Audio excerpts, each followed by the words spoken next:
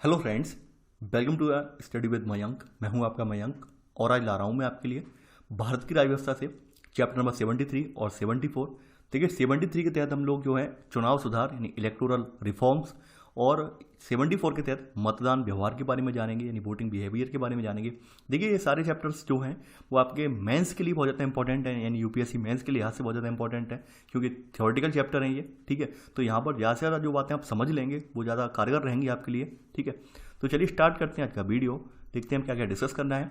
देखिए video start करने से पहले आप लोगों से कहना चाहूँगा कि जिन लोगों ने अब तक रूरल अकेडमी को सब्सक्राइब नहीं किया वो सब्सक्राइब जरूर कर लें। चलिए बात करते हैं चुनाव सुधार की यानी इलेक्टोरल रिफॉर्म्स की। देखिए हमारे यहाँ चुनाव के संबंध में जो सुधार का प्रावधान है यानी चुनाव में कैसे सुधार होगा, कैसे कैसे सुधार आने चाहिए, इसके संबंध में समय समय पर तमाम जो है समितियां बन चुकी हैं, तमाम समितियों ने सिफारिश भी की है। ठीक है, उनके आधार पर जो है समय समय पर हमारे यहाँ कुछ संशोधन भी किए गए हैं। ठीक है, तो इनमें से यहाँ पे कुछ समितियां दी गई हैं यानी कि जो हमारे आज़ादी के बाद से लेकर अब तक जो समितियां बनी, आयोग बने, जिन्होंने चुनाव प्रक्रिया में कहा कि भाई इस तरह से सुधार करना चाहिए ताकि चुनाव प्रक्रिया में और पारदर्शिता लाई जाए। ठीक है, और ज़्यादा से ज़्यादा वोटर यहाँ पे कवर कर पाएँ, तो ऐसे करके तमाम यहाँ पे सुधार प्रेस किए गए। ठीक है, तो कुछ चुनिंदा सुधार हैं जिनके बारे में यहाँ पर मैं टिक लगा दे रहा हूँ। जैसे यहाँ पर एक तो है आपका देखिए यहाँ पर है यानी कि एक बनी थी गोस्वामी समिति, बनी 1990 में, ये थी। ठीक है, अपराध राजनीति के बीच सांठगांठ की जांच करने के लिए बोरा समिति बनी थी। ठीक है, इसके अलावा भारत के निर्वाचन आयोग की तरफ से एक समिति यहाँ पे रखी गई थी, चुनाव खर्च के वाली ये समिति, ऐसे करके एक समिति यहाँ पे बनी थी ये वाली। इसके अलावा नीचे आगे बढ़ने पर यहाँ पर ठीक है, ये आपका पता ही होगा कि यहाँ पर आपका जो द्वितीय प्रशासनिक आयोग है यानी दूसरी प्रशासनिक सुधार आयोग वीरप्पा मोइली की अध्यक्षता में बना था ये, इसने भी अपनी 2007 में रिपोर्ट दी। ठीक है, और यहाँ पर नैतिकता वगैरह यानी कि चुनाव के संबंध में नैतिकता कैसी होनी चाहिए, कैसे नैतिक मूल्य रखने चाहिए, उसके बारे में इसने चर्चा की। ऐसी करके समितियाँ यहाँ पर भी बनी हैं। ठीक है, तो ये यहाँ पर आपके देखिए चुनाव यहाँ पे खुद यानी भारतीय विधि आयोग की निर्वाचन निर्णयताओं पर 244 की रिपोर्ट आई है ये। ठीक है, इसके अलावा चुनाव सुधार ने अपनी 255 में विधि आयोग की रिपोर्ट जारी की है। तो इन रिपोर्टों के आधार पर ठीक है, हमारे यहाँ इन रिपोर्टों के आधार पर हमने 4 बार सुधार किए और इन्हें 4 बार यानी 4 कैटेगरियों में डिवाइड कर दिया है। हमने यहाँ पर कुछ सुधार रखे हैं 1996 से पहले के, कुछ 1996 का चुनाव सुधार हुआ है, उसके बाद 1996 के बाद के चुनाव सुधार हुए हैं, फिर 2010 के बाद के चुनाव सुधार हुए हैं। यानी इनमें क्या क्या हमारे जो चुनाव प्रक्रिया है उनमें परिवर्तन आया है वो बताया गया है। ठीक है, ये कुछ समितियां थी, इनकी अनुशंसा पर सुधार हुए हैं। ठीक है, चाहे तो आप यहाँ पर ये 2-3 जो हैं जो आपकी समितियां वो आप नोट डाउन कर लेना। जैसे आपकी चुनाव सुधार के लिए जो है दिनेश गोस्वामी समिति 1990 की अपराध के लिए थी ये। ठीक है, 1998 वाली ये वाली थी इंद्रजीत गुप्ता समिति चुनाव खर्च के संबंध में। तो ये 5 समितियां ये लिख लेना। ठीक है, क्योंकि अगर आपको कहीं लिखने पर आ जाए या लिखना पड़े तो आप बता देंगे ये समितियां कुछ थी और तमाम ही समितियां बाद में और बनती रहती हैं, तमाम समितियां बनती रहती हैं, उनसे मजा लेना नहीं है। यहाँ पे सबसे पहले देखते हैं कि 1996 के पहले कौन कौन से सुधार हुए। देखिए सबसे पहला सुधार तो आपका हुआ था वोट देने की आयु घटाना, यानी कि हमारे यहाँ पहले जो वोट देने की एज थी 21 साल थी, लेकिन जब राजीव गांधी सरकार बनी, चूंकि राजीव गांधी एक युवा नेता थे, तो उनके मन में कहीं ना कहीं एक भावना आई कि भाई क्यों ना हम जो वोट देने की उम्र है उसे घटा दें ताकि हमारे जो ज़्यादा से ज़्यादा युवा हैं यानी 18 साल से ऊपर के युवा हैं वो भी लोकतंत्र में अपनी सक्रिय भागीदारिता निभा पाएं। ठीक है, तो इस लिहाज से यहाँ पे संविधान में 1988 में यानी 61वां संविधान संशोधन 1988 किया गया जो कि 1989 में लागू हुआ। तो मैंने कल भी आपको बताया था आपको यहाँ पर कि ये हमेशा आपको टिक लगाना है कि लागू कब से हुआ है, तो आप 1989 पर लगाएंगे। नाम 61वां संविधान संशोधन 1988 है लेकिन लागू हुआ है 1989 में, कन्फ्यूजन नहीं होना है। तो इसमें क्या किया गया है, उम्र को घटाकर यहाँ पर 21 से 18 कर दिया गया है। ठीक है, आगे बढ़ते हैं यहाँ पर। इसके अलावा यहाँ पर अगला सुधार इसमें क्या हुआ कि चुनाव जो आयोग में प्रतिनियुक्ति, यानी कि यहाँ पर जो चुनाव आयोग है, चुनाव आयोग में ये कहा गया कि 1988 में यहाँ पे एक प्रावधान दिया गया है। ठीक है, कि चुनावों के लिए जो मतदाता सूची बनाना, उनका पुनरीक्षण संशोधन करने के लिए जो पदाधिकारी वगैरह रखे जाएंगे, ठीक है, तो उन्हें चुनाव आयोग का प्रतिनियुक्त माना जाएगा। कहने का मतलब क्या है कि भाई आपने देखा होगा कि चुनाव जो प्रक्रिया होती है उसे संपादित करवाने के लिए विभिन्न विभागों के जो है कर्मचारी लगाए जाते हैं, चाहे शिक्षा विभाग हो या फिर गवर्नमेंट के और भी विभाग हों। क्योंकि सबको पता है, आप सभी जानते होंगे, क्योंकि हम जो है सरकारी जो तंत्र है उसी पर भरोसा कर सकते हैं, प्राइवेट तंत्र को पर भरोसा नहीं कर सकते। हो सकता है प्राइवेट तंत्र किसी लाभ के लिए कि या किसी मुनाफे के लिए कुछ उसमें फेरबदल करे, तो इसलिए हम यहाँ पे सरकारी तंत्र के लोग ही लगाते हैं। जैसे मैंने एग्जाम्पल दिया, शिक्षा विभाग के लोगों का एग्जाम्पल दिया, और भी विभागों के लोग लगाए जाते हैं। ठीक है।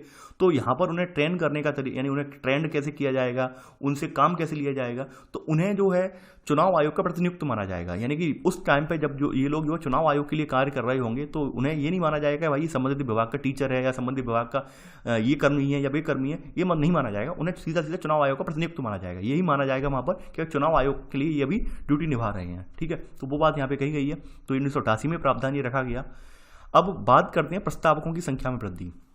देखिए, प्रस्तावकों की संख्या में वृद्धि करने का मतलब ये था यहाँ पर, जैसा कि कल आपने भी देखा कि जो मान्यता प्राप्त दल होता है उसे उसके जो किसी कैंडिडेट को नामांकन करने के लिए एक प्रस्तावक की जरूरत होती है। ठीक है, और जो वैसे लोग होते हैं जो किसी मान्यता प्राप्त नहीं रखते हैं, यानी निर्दलीय उम्मीदवार हैं या फिर केवल रजिस्टर्ड यानी केवल पंजीकृत दल हैं, उन्हें प्रस्तावकों की जरूरत पड़ती है। ऐसा क्यों हुआ है? ऐसा इसलिए हुआ कि हमारे भारतीय लोकतंत्र में आप लोग जानते होंगे कि भाई चुनाव में प्रक्रिया में भाग लेने का हर किसी को हक है। नहीं, चुनाव प्रक्रिया में ऐसा तो है नहीं कि भाई कोई व्यक्ति चुनाव न लड़ सके तो उसके लिए हमने कुछ यहाँ पे योग्यताएं बना दी हो, ऐसा कुछ नहीं है हमारे यहाँ। यानी अंगूठा टेक हो वो भी लड़ सकता है। ठीक है, यहाँ पर अपना लोकतंत्र ही ऐसा है। तो ऐसे में तमाम लोग होते हैं मजे लेने वाले कि भाई हम केवल एंजॉय करने के लिए भाई हम फॉर्म भर दें और हम देखते हैं कैसे क्या होता है, कितने वोट पड़ते हैं हमारे लिए, ऐसे करने के लिए। तो उन लोगों को रोकने के लिए, यानी उन अनचाहे लोगों को रोकने के लिए जो इस तरह के जो मजाकिया हरकत करते हैं, तो यहाँ पे प्रस्तावक वाला प्रावधान लगा दिया।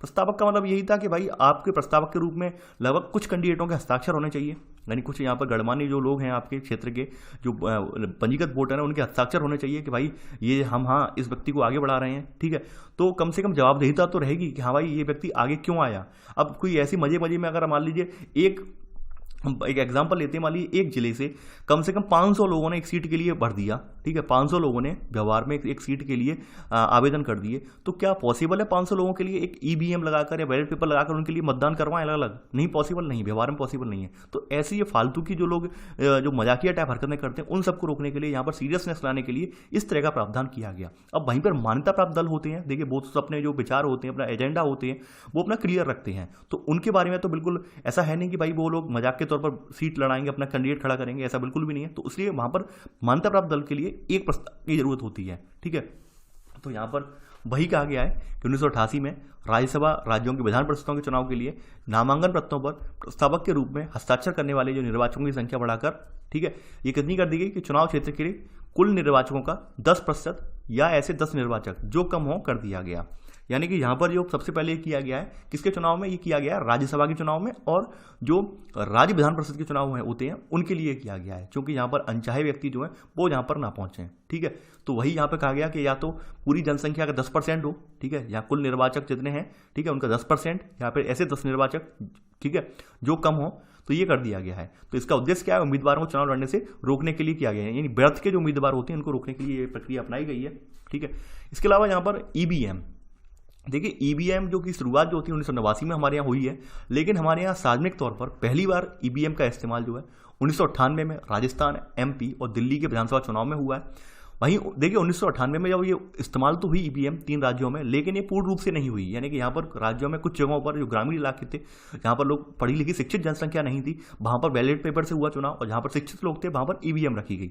वहीं 1999 का जो चुनाव हुआ है उसमें गोवा विधानसभा के चुनाव हुए, उसमें पूरे राज्य में ईवीएम लगाई गई है। तो ये आपके जीके का प्रश्न है, इसमें आप मात मत खाना। ठीक है, आप बता देंगे 1989 में स्टार्ट हुई है ईवीएम, लेकिन हमारे सार्वजनिक चुनाव में सबसे पहले 3 राज्यों के लिए रखी गई थी, लेकिन 3 राज्यों पूरी तरह से नहीं थी ये, कहाँ के लिए, राजस्थान, मध्य प्रदेश और दिल्ली विधानसभा। लेकिन 1999 का जो चुनाव हुआ है गोवा विधानसभा का, यहाँ पूरे राज्य में चुनाव जो हुआ है वो ईवीएम से हुआ है। ठीक है, अब देखिए यहाँ पर 1989 में एक प्रावधान और रखा गया सुधार के तहत कि भाई मान लीजिए कोई पोलिंग बूथ पे कब्जा कर लेता है, उस स्थिति में क्या होगा? उस स्थिति में ये होगा भाई जो पोलिंग बूथ पर होने वाला मतदान है उसे रद्द कर दिया जाएगा। सीधी यहाँ पर मतलब कंडीशन यहाँ रख दी गई, यानी पोलिंग बूथ पर आप कोई धमकाते हैं या अपने यानी कब्जे में लेने की कोशिश करते हैं या फिर वहाँ के संबंधित अधिकारियों को खरीदने की कोशिश करते हैं, कुछ भी आप घटना घटित करने, कोई भी जो है प्रक्रिया करने की कोशिश करते हैं, कोई भी दुर्व्यवहार या कोई भी आप ऐसी षड्यंत्र करने की कोशिश करते हैं, तो ऐसी स्थिति में पूरा पोलिंग बूथ का जो मतदान है रद्द कर दिया जाएगा। ठीक है, ये यहाँ पर प्रावधान कर दिया गया। ठीक है, यानी 1989 में बूथ पर कब्जा चुनाव होने पर रद्द करने का प्रावधान ये किया गया, बूथ पर कब्जा होने की स्थिति में। ठीक है, अब बात करते हैं मतदाता फोटो पहचान पत्र, ईपीआईसी। ठीक है, यानी इलेक्टोरल फोटो आइडेंटिटी कार्ड। ठीक है, यानी कि तो इसकी क्या जरूरत पड़ी यहाँ पर? देखिए यहाँ पर 1993 के चुनाव में ये निर्णय लिया गया 1993 का जो चुनाव हुआ, देश भर में मतदाताओं के लिए चुनाव हुआ, तो इनके लिए फोटो पहचान पत्र जारी करने के लिए 1993 में यहाँ पर निर्णय लिया गया। उससे पहले के जो चुनाव होते थे उसमें मतदाताओं का फोटो वगैरह नहीं होता था, प्रिंटेड फोटो नहीं होता था, लेकिन अब यहाँ पर फोटो का प्रावधान कर दिया गया। ठीक है, और फोटो का प्रावधान इसलिए किया गया ताकि जो फर्जी मतदाता है उन्हें हम रोक सकें। ठीक है, तो पंजीकृत मतदाताओं को जो है ईपीआईसी जमा करने के लिए मतदाता सूची आधार होता था, यानी कि यहाँ पर मतदाता सूची में जो पंजीकृत होते थे उनके पहचान पत्र यानी कि जो आइडेंटिटी कार्ड है, वोटर कार्ड है, वो इश्यू किए जाते थे। ठीक है, और जो वोट यानी कि जो मतदाता सूची में पंजीकृत होने वाले कैंडिडेट हैं 18 साल से ऊपर का हर व्यक्ति, वो कैसे पंजीकृत हो सकता था, उसके लिए जो लिस्ट थी मतदाता सूची वो हर वर्ष संशोधित होती थी, और संशोधित होने का समय जो रखा गया था वो जनवरी को रखा गया था, जनवरी हर साल जनवरी को ये संशोधित होती है। क्योंकि आप सभी को पता है कि भाई जो मतदाता पंजीकृत होने वाली प्रक्रिया ऐसा थोड़ी ना कि एक बार पंजीकृत कर दिया हो फिर इसके बाद उम्र लोगों की बढ़े ही नहीं। यानी जिसकी उम्र 16 साल है, यानी मान लीजिए अभी 17 साल का कोई व्यक्ति है, ठीक है, मान लीजिए सन 2020 में अभी पंजीकृत नहीं हो पाया, अब 2021 तक पहुंचते वो 18 का हो जाएगा, तो ऑब्वियसली और पंजीकृत उसे करना पड़ेगा, तो हमें 2021 में रखनी पड़ेगी प्रक्रिया पंजीकरण की। ठीक है, तो पंजीकरण की प्रक्रिया ऐसी नहीं है कि भाई 5 साल में एक बार करवाएं, पंजीकरण जो है हर साल होता है, और हर साल होने का रीजन ही यही है कि भाई लोग जो है उनकी उम्र बढ़ती है, तो भाई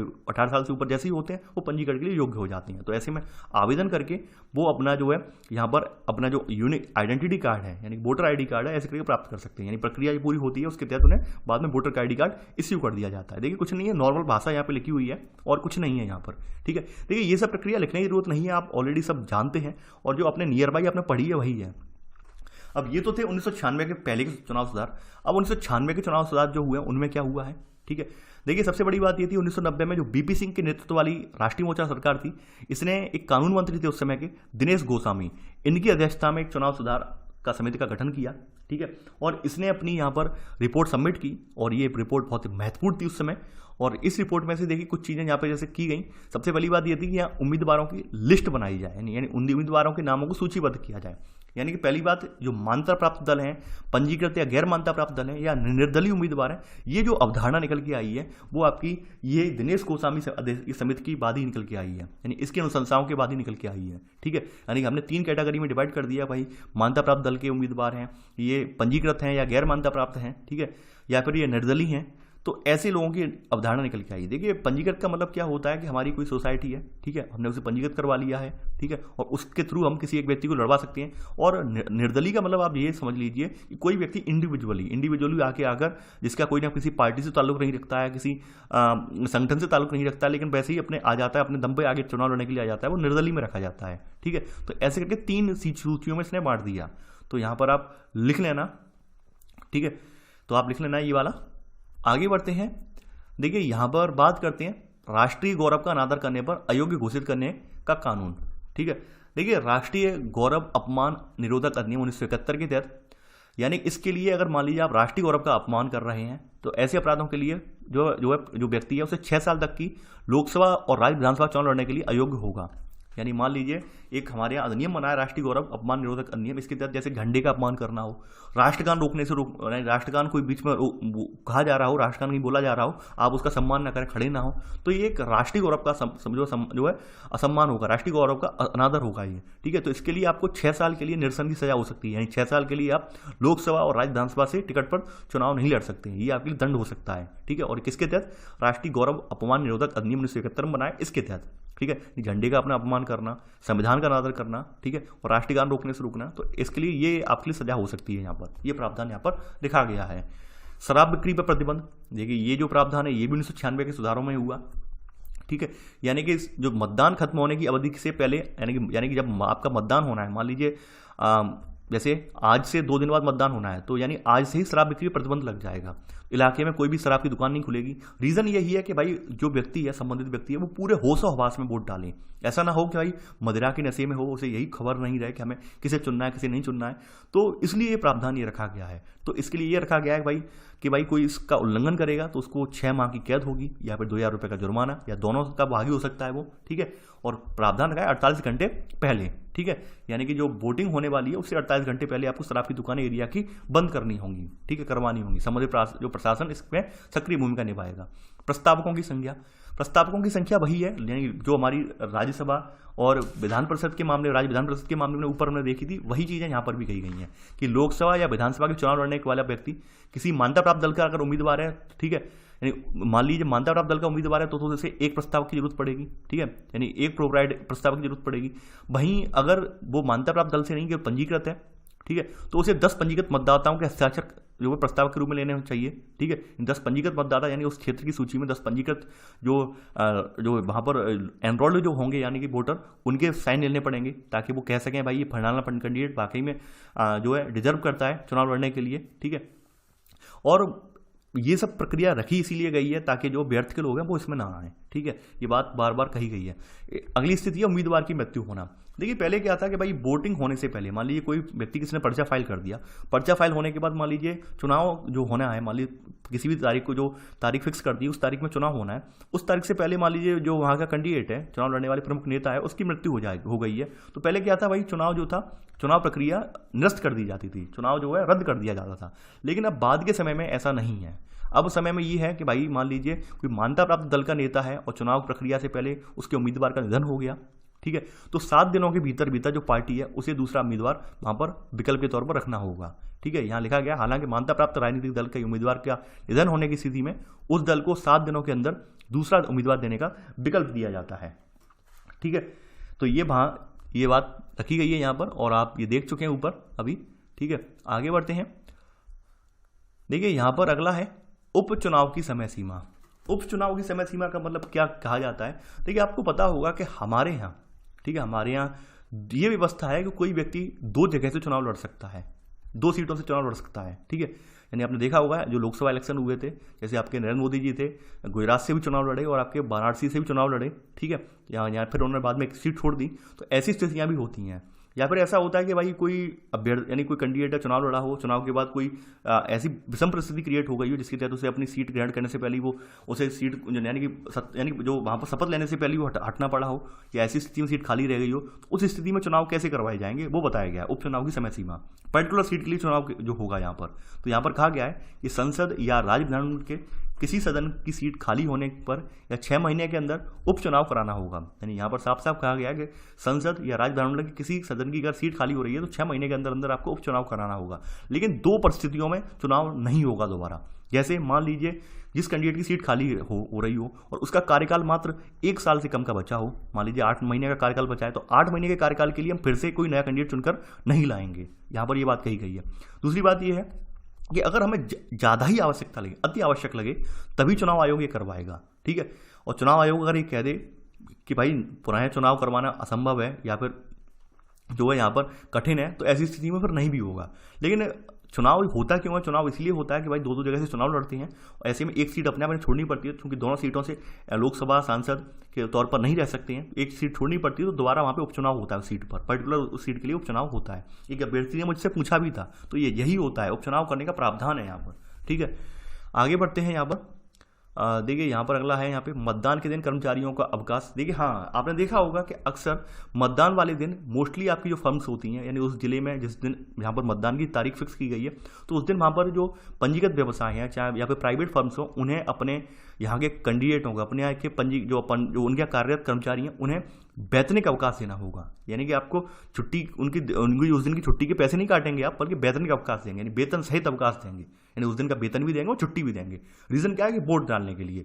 लेकिन इसका भी यहाँ पे कहा गया है कि मान लीजिए कुछ ऐसी फर्म्स हैं वहाँ पर बहुत ज़्यादा, यानी कि कहते हैं वहाँ पर अनुपस्थिति होना एक बहुत ज़्यादा खतरा हो सकता है। जैसे मान सकते हैं, जैसे अनुपस्थिति के तौर पर आप जैसे कह सकते हैं बिजली विभाग हुआ, ठीक है। अब बिजली विभाग अगर कह दे भाई कि नहीं, अब आज तो वोटिंग हो रही है, वोटिंग वाले दिन तो हम तो सबकी छुट्टी कर दे रहे हैं, तो बिजली विभाग के लिए कितना बड़ा नुकसान हो सकता है, क्योंकि वहाँ पर मशीनें वगैरह थी उनकी लगी होती हैं, ट्रांसफार्मर वगैरह लगे होते हैं, तो ऐसे में कोई वहाँ दुर्घटना हो जाएगी तो कौन जिम्मेदार होगा। तो ऐसे कुछ जो फर्म्स हैं वो संबंधित जो है वहाँ पर कर्मचारियों की छुट्टी नहीं करते, उन्हें बस टाइम दे देते हैं। यानी कि वहाँ पर उनके लिए प्रावधान रख दिया गया है कि भाई वो टाइमिंग दे दीजिए कि भाई वोट डाला है, क्योंकि 7 से 5 का टाइम होता है, तो अगर आप 2 घंटे के लिए उन्हें छुट्टी दे देंगे, 2 घंटे में वोट डालाएंगे वो, ठीक है। तो यहाँ पर ऐसा प्रावधान रखा गया है। लेकिन फिर भी जो नॉर्मल प्रक्रिया यही कहती है कि अवकाश आपको मिलेगा। जैसे स्कूल कॉलेज हैं या प्राइवेट फर्म्स हैं वो बंद रहेंगी वहाँ पर उस दिन, ठीक है। आगे बढ़ते हैं। देखिए यहाँ पर साफ साफ कहा गया है 2 से अधिक चुनाव क्षेत्रों से चुनाव लड़ने पर प्रतिबंध, यानी कि एक उम्मीदवार आम चुनाव या उपचुनाव में कोई उम्मीदवार लोकसभा या विधानसभा की 2 सीटों से ज्यादा पर चुनाव नहीं लड़ सकता है, केवल 2 सीटों का प्रावधान रखा गया है। ठीक है, यानी कि यहाँ पर 2 सीटों पर ही चुनाव लड़ सकते हैं यहाँ पर। और देखिए यहाँ पर जो प्रतिबंध है राज्यसभा और राज्यों के विधान परिषद के द्विवार्षिक या उपचुनाव पर भी लागू हो सकता है, यानी द्विवार्षिक चुनाव जो होते हैं हर 2 सालों पर, आपको पता होगा एक तय कैंडिडेट रिटायर्ड होते रहते हैं। तो इसका मतलब ये नहीं है कि भाई कोई कैंडिडेट जो है विधान परिषद का सदस्य रहते हुए उस समय द्विवार्षिक तौर पर रिटायर अगर चुनाव दोबारा हो रहे हो उसमें फिर से नामांकन भर दे, ऐसा पॉसिबल नहीं है। कि मान लीजिए आपने देखा होगा राज्यसभा के सदस्यों का जो कार्यकाल है 6 साल का कार्यकाल है। ठीक है, अब इसमें 2/3 सदस्य जो है वो हर साल रिटायर होते रहते हैं। ठीक है, तो ऐसी स्थिति में यहाँ पर, यानी कि ऐसी स्थिति में यहाँ पर क्या होगा कि मान लीजिए यहाँ पर कोई कैंडिडेट इलेक्टेड कैंडिडेट है, वो कहे कि भाई हर साल चुनाव हो तो रहे हैं हम, तो चुनाव में हम भी भाग ले लें, ऐसा नहीं कर सकते हैं। यहाँ पर उनके लिए रोक लगाई गई है। ठीक है, इसके अलावा हथियार पर रोक लगाई गई है। भाई संबंधित स्थल पर जहाँ पर वोटिंग हो रही है उस जगह पर कोई भी व्यक्ति हथियार लेकर नहीं जा सकता, चाहे लाइसेंसी हथियार हो या गैर लाइसेंसी हो। अगर उल्लंघन करता है आचार संहिता का तो उसका हथियार जब्त कर लिया जाएगा और लाइसेंस रद्द कर दिया जाएगा। ये प्रावधान यहाँ पर रखा गया है। वो रीजन यही है कि शांति व्यवस्था बनाए रखें, शांति व्यवस्था कायम रहे। इसके अलावा चुनाव प्रचार की अवधि थी 1996 के सुधार हुए। इसमें चुनाव प्रचार की अवधि जो थी पहले 20 दिनों की थी, यानी कि नामांकन करने के बाद 20 दिनों की अवधि मिलती थी, लेकिन बाद में घटाकर इसे 14 दिन कर दिया गया। ठीक है, ये कुछ सुधार हुए 1996 के चुनाव सुधारों में। ठीक है, अब 1996 के बाद के क्या क्या चुनाव सुधार हुए हैं वो भी देख लेते हैं। ठीक है, सबसे बड़ी बात है कि यहाँ पर लिखा गया है कि राष्ट्रपति और उपराष्ट्रपति के चुनाव में, जो राष्ट्रपति का चुनाव है इनके लिए प्रस्तावक और जो समर्थक थे इनकी संख्या 10 थी पहले, लेकिन बाद में बढ़ाकर 50 कर दी गई। ठीक है, वैसे ही उपराष्ट्रपति के लिए भी संख्या जो पहले 5 थी उसे बढ़ाकर अब 20 कर दी गई। रीजन यही था कि प्रस्तावक और समर्थकों का करने का, जमावाड़ा करने का यही रीजन था कि भाई जो लोग, एक तो राष्ट्रपति का जो चुनाव होता है गरिमामयी पोस्ट होती है, गरिमामयी पोस्ट के लिए होता है, तो ऐसे व्यक्ति ना आए जो भाई इन्हें मजाक समझे हैं। ठीक है, यानी कि राष्ट्रपति के चुनाव को एक मजाकिया वे में ना लाएं, मजाकिया मूड में ना लाएं, क्योंकि हमारे भारतीय लोकतंत्र में ऐसी घटनाएं पहले भी घटित हो चुकी हैं। कुछ नेता ऐसे रहे हैं जो 5-5, 6-6 बार तक, ठीक है, राष्ट्रपति के चुनाव के लिए उन्होंने नामांकन करा है। ठीक है, तो उन लोगों को रोकने के लिए यहाँ पे प्रावधान रखा गया कि 50 प्रस्तावक हों, 50 अनुमोदक हों। पहले 10-10 की संख्या थी, लेकिन बाद में 50 प्रस्तावक और 50 समर्थकों की लगाई गई। ठीक है, यानी कि आप इतने के प्रस्तावक होने चाहिए, चाहे विधायक हों, सांसद हों उनमें। ठीक है, तभी आप यहाँ पर नामांकन कर सकते हैं। वहीं उपराष्ट्रपति संबंध में 5, पहले संख्या 5 थी, उसके बाद 20 कर दी गई। ठीक है, और वहीं इनकी जो जमानत राशि थी, यानी जो जमानत राशि जमा करते हैं, आपको पता होगा कि पहले क्या होता था, 2500 रुपये की जमानत राशि जमा होती थी। कहाँ पर? RBI में, आपने पढ़ा है आपने। ठीक है, जब मैंने आपको प्रेसिडेंट और वाइस प्रेसिडेंट वाला चैप्टर पढ़ाया था वहाँ बताया था। अब बढ़ाकर जो जमानत राशि है वो कितनी कर दी गई है? 15,000 रुपये। ठीक है, 15,000 रुपये जमानत राशि आपको RBI में जमा करनी होगी चुनाव लड़ने के लिए। ठीक है, ये सब आप पढ़ चुके हैं ऑलरेडी। तो ये 1996 का चुनाव सुधार के बाद 1970, ठीक है, तो यहाँ पर रखा गया है ये। ठीक है, 1996 के चुनाव सुधार के बाद रखा गया है ये। ठीक है, देखिए ये चीज़ें जो आप ऊपर देख रहे होंगे 1977 लिखा है।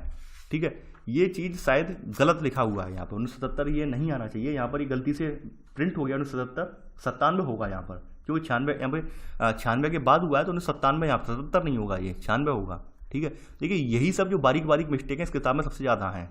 ठीक है, सॉरी 96 में लिख गया, 97 लिखना था मुझे, 1997। देखिए ऐसे ही एक मिस्टेक मुझसे कांग्रेस की जब स्थापना में वहाँ पे लिखवा रहा था, तो मैंने 1885 बोला है, लेकिन मैं 1985 जल्दबाजी में वहाँ पे लिख भी गया हूँ। तो बाद में कमेंट करके अभ्यर्थी ने मुझे बताया कि सर आपने 1885 बोला और आप 1985 लिख गए। तो ऐसी जो गलतियाँ होती हैं मुझसे भी हो जाती हैं, लेकिन आप सुधार कर लिया कीजिए। ठीक है, चलिए आगे बढ़ते हैं। यहाँ पे 1996 के बाद के सुधार हैं ये, तो यहाँ पर अगला सुधार देख लेते हैं क्या क्या सुधार हुआ है।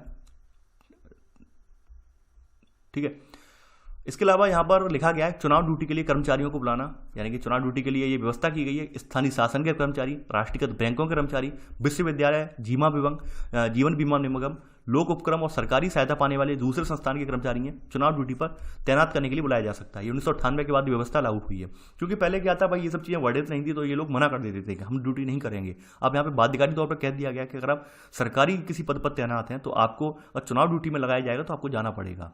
ठीक है, इसके अलावा यहाँ पे पोस्टल बैलेट की सुविधा भी है। ठीक है, यानी कि यहाँ पर वोट डालने के लिए जो पोस्ट ट्रेन डाक के द्वारा मतपत्र डालने की व्यवस्था भी की गई है। 1999 के बाद कुछ परिवर्तन किए गए और ये कहा गया कि भाई कुछ ऐसे व्यक्ति हैं, एलीट क्लास व्यक्ति, ठीक है, जैसे मान लेते हैं एक एग्जाम्पल के तौर पर प्रशासनिक कर्मचारी हैं, ठीक है, सिविल सर्वेंट्स हैं। सिविल सर्वेंट्स क्योंकि अपने राज्य से दूर हैं या फिर अपने होम डिस्ट्रिक्ट से दूर होते हैं, अब ये ऐसे में वोट कैसे डालें? ठीक है, तो वो पोस्टल वोट के जरिए, यानी कि अपना वोट जो है मतपत्र के जरिए भेज सकते हैं। संबंधित जो अधिकारी है यानी कि वहाँ पर जो जिले लेवल पर अधिकारी तैनात किया जाता है, ठीक है, यानी कि इलेक्शन कमीशन ऑफ इंडिया के द्वारा।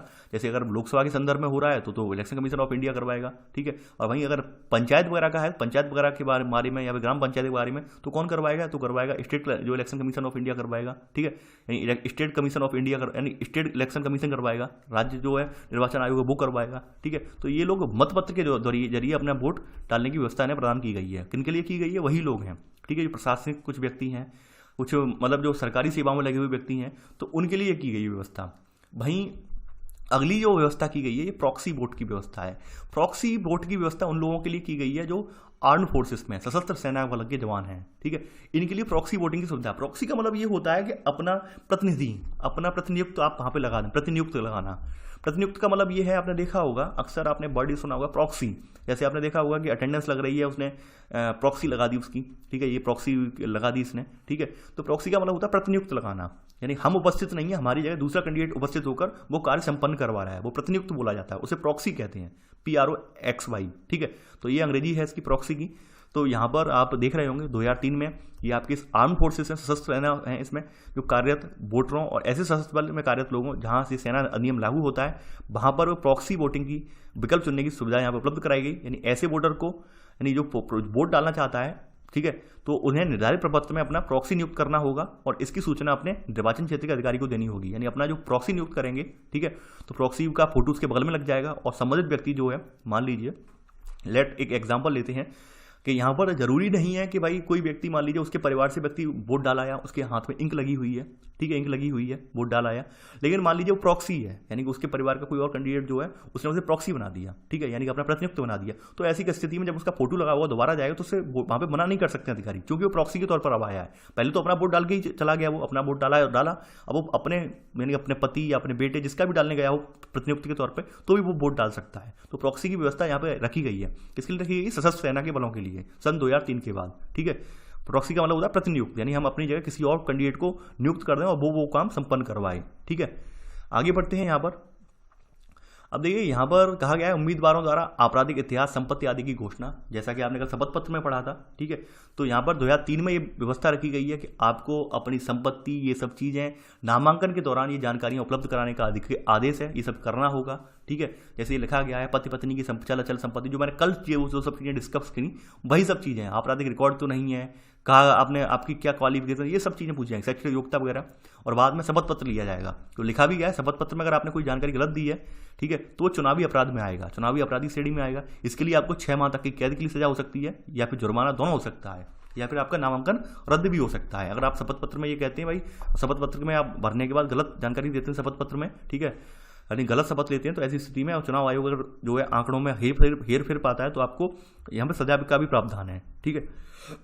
इसके बारे में आप कल पढ़ चुके हैं ऑलरेडी, ठीक है। आगे बढ़ते हैं यहाँ पर। देखिए यहाँ पे बताया गया राज्यसभा में चुनाव में बदलाव, ठीक है।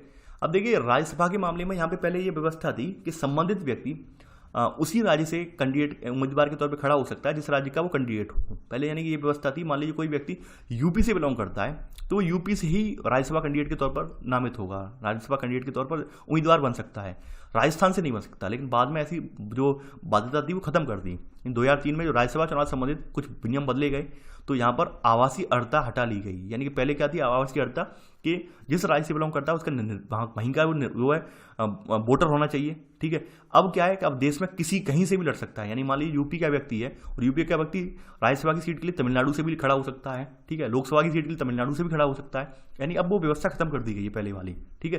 पहले क्या था कि संबंधित राज्य से बिलोंग करते हैं उसी राज्य से आप चुनाव लड़ेंगे, पहले ये व्यवस्था दी, अब वो व्यवस्था खत्म कर दी गई है, ठीक है। अब दूसरी बात ये है राज्यसभा के चुनाव में बदलाव के बारे में 2003 में बदलाव हुआ है। यहाँ पर क्या था, गुप्त मतदान की जगह खुला मतदान होता है। अब ये क्या होता है, गुप्त मतदान क्या होता है? देखिए आपने देखा होगा कि आप लोग जो मतदान करने जाते हैं, ठीक है, यानी आप लोग यानी हम लोग जो मतदान करने जाते हैं जिस जगह पे पोलिंग बूथ पर, आपने देखा होगा कि आपको साइड में बोल दिया जाता है बाद में कि भाई आप जाइए, वहाँ पर एक कटघरा टाइप बना होता है आपको, जो चारों तरफ से ढका होता है, 3 तरफ से, पीछे खुला होता है, इस तरफ से आप जहाँ जाते हैं, यानी कि साइड से कोई देख नहीं रहा होता है, अपनी मर्जी से कोई भी बटन चूज कर लेते हैं, उसे दबा देते हैं और आपका वोट पड़ जाता है। और ये प्रक्रिया कहलाती है गुप्त मतदान। यानी आपने जो मतदान डाला होता है आप किसी को बता के नहीं डालते हैं, हम फलानी पार्टी को डाल के आ रहे हैं, आप दिखाते नहीं है, गुप्त रूप से डालते हैं। अब चूंकि दिक्कत यहाँ पे क्या है, राज्यसभा में खुला मतदान प्रक्रिया क्यों स्टार्ट हुई? वो इसलिए स्टार्ट हुई क्योंकि राज्यसभा में आप जानते होंगे पार्टी विशेष के लोग होते हैं कि भाई फलानी पार्टी के पक्ष के लोग हैं, विपक्ष के लोग हैं। अब ऐसे में क्या होता है, आप जानते हैं अंदर ही अंदर खरीद फरोख्त वाला मामला होता है। ये बाद में ये चीज़ें देखी गई कि भाई संबंधित पार्टी का कोई व्यक्ति मान लो बिलोंग कर रहा है बीजेपी से, ठीक है, अब उसने कांग्रेस वालों से थोड़े बहुत पैसे ले लिए और कांग्रेस वालों से पैसे लेने के बाद गुप्त मतदान के जरिए उसने क्या किया, अपनी पार्टी को समर्थन ना करके कांग्रेस वाले को समर्थन दे दिया। अब बाद में जब काउंटिंग आई तो पता चल रहा है कि बीजेपी के उम्मीदवार ज़्यादा थे, लेकिन बीजेपी नहीं जीती, वहाँ पर कांग्रेस वाले जीत गए। तो ऐसी प्रक्रिया से बचने के लिए अब यहाँ पर ये किया गया कि आपके पास जब वहाँ पर कैंडिडेट तो है ही है सामने, चेहरे जब आपके सामने हैं ही हैं वहाँ वोटिंग, यानी कि जो कौन कौन जो मतदाता होंगे वहाँ पे मतदाता आपके सामने जब हैं ही हैं, तो क्यों ना खुले में वोटिंग करवाइए। आपको पता तो होगा कि हमारे कैंडिडेट ने हमारे सामने वोट डाला है। तो ये व्यवस्था यहाँ पे की गई है, ठीक है। गुप्त मतदान वाली व्यवस्था खत्म कर दी गई। इसीलिए खत्म कर दी गई क्योंकि लोग जो थे वो गद्दारी टाइप करते थे, यानी धोखा देते थे अपनी पार्टी को। नहीं, अपनी पार्टी को मान लीजिए अपनी पार्टी यानी बीजेपी जीत में हो रही है तो अपनी पार्टी को वोट ना देके वो कांग्रेस में डाला है। अब कांग्रेस जीत में है तो कांग्रेस वालों ने क्या किया, कुछ साठगांठ हो गई बीच में ही, बीजेपी वालों को डाला है। तो ये प्रक्रिया रोकने के लिए उन्होंने खुला मतदान प्रक्रिया शुरू की, ठीक है। तो यहाँ पर लिखा है कि नई व्यवस्था में राजनीतिक दल के निर्वाचक को मतपत्र मोहर लगाने के बाद अपनी पार्टी के नामित एजेंट को मतपत्र दिखाना होता है। वो यही कंफर्म करने के लिए भाई अपने हमारी पार्टी को ही डाला है, ऐसा तो नहीं है हमारी पार्टी का खा रहे हो किसी और का बजा रहे हो। तो वो प्रक्रिया खत्म करने के लिए ये व्यवस्था रखी गई है, ठीक है। इसके अलावा यहाँ पर यात्रा व्यय में की छूट है, ठीक है। देखिए यहाँ पर रखा गया है कि यात्रा की व्यय की छूट का मतलब क्या है कि 2003 में प्रावधान ये किया गया कि राजनीतिक दल का चुनाव प्रचार करने वाले नेताओं का यात्रा व्यय उम्मीदवार के चुनाव खर्च में शामिल नहीं किया जाएगा। कहने का मतलब क्या है कि मान लीजिए फॉर एग्जाम्पल राजस्थान के जयपुर से, एक एग्जाम्पल लेता हूं मैं, राजस्थान के जयपुर से कोई उम्मीदवार खड़ा होता है। अब उसके समर्थन में मान लीजिए हमारे प्रधानमंत्री जी या फिर देश के और भी गणमान्य नेता जाते हैं, ठीक है। तो उनका आने जाने का जो खर्च है वो जयपुर वाले उम्मीदवार के उसमें खर्च में ऐड नहीं किया जाएगा। यहाँ पे ये साफ साफ कहा गया है, ठीक है। यानी कि 2003 के प्रावधान के अनुसार राजनीतिक दल का चुनाव प्रचार करने वाले नेताओं का यात्रा व्यय जो संबंधित उम्मीदवार है उसके चुनाव खर्च में आप शामिल नहीं करेंगे, ठीक है। यानी उनका वो अलग रहेगा। मान लीजिए प्रधानमंत्री अगर वहां पर जाते हैं उसके समर्थन में, यानी उसका समर्थन कर रहे हैं, तो प्रधानमंत्री वाला जो व्यय है वो वहां जयपुर वाले उम्मीदवार के अगर व्यय में शामिल कर दिया जाएगा तो यकीन मानिए जयपुर वाला उम्मीदवार तो अपने आप डिस्क्वालीफाई हो जाएगा। तो प्रधानमंत्री का खर्चा ही इतना ज़्यादा होता है, सुरक्षा से लेकर हर चीज़ पर, आने जाने से लेकर, ठीक है। तो इसलिए ये व्यवस्था यहाँ पर नहीं रखी गई है, हटा दी गई है, ठीक है, यात्रा व्यय की छूट।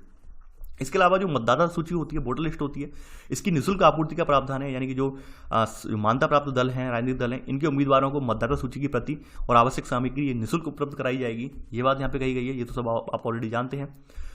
इसके अलावा राजनीतिक दलों की चंदा लेने की स्वतंत्रता है।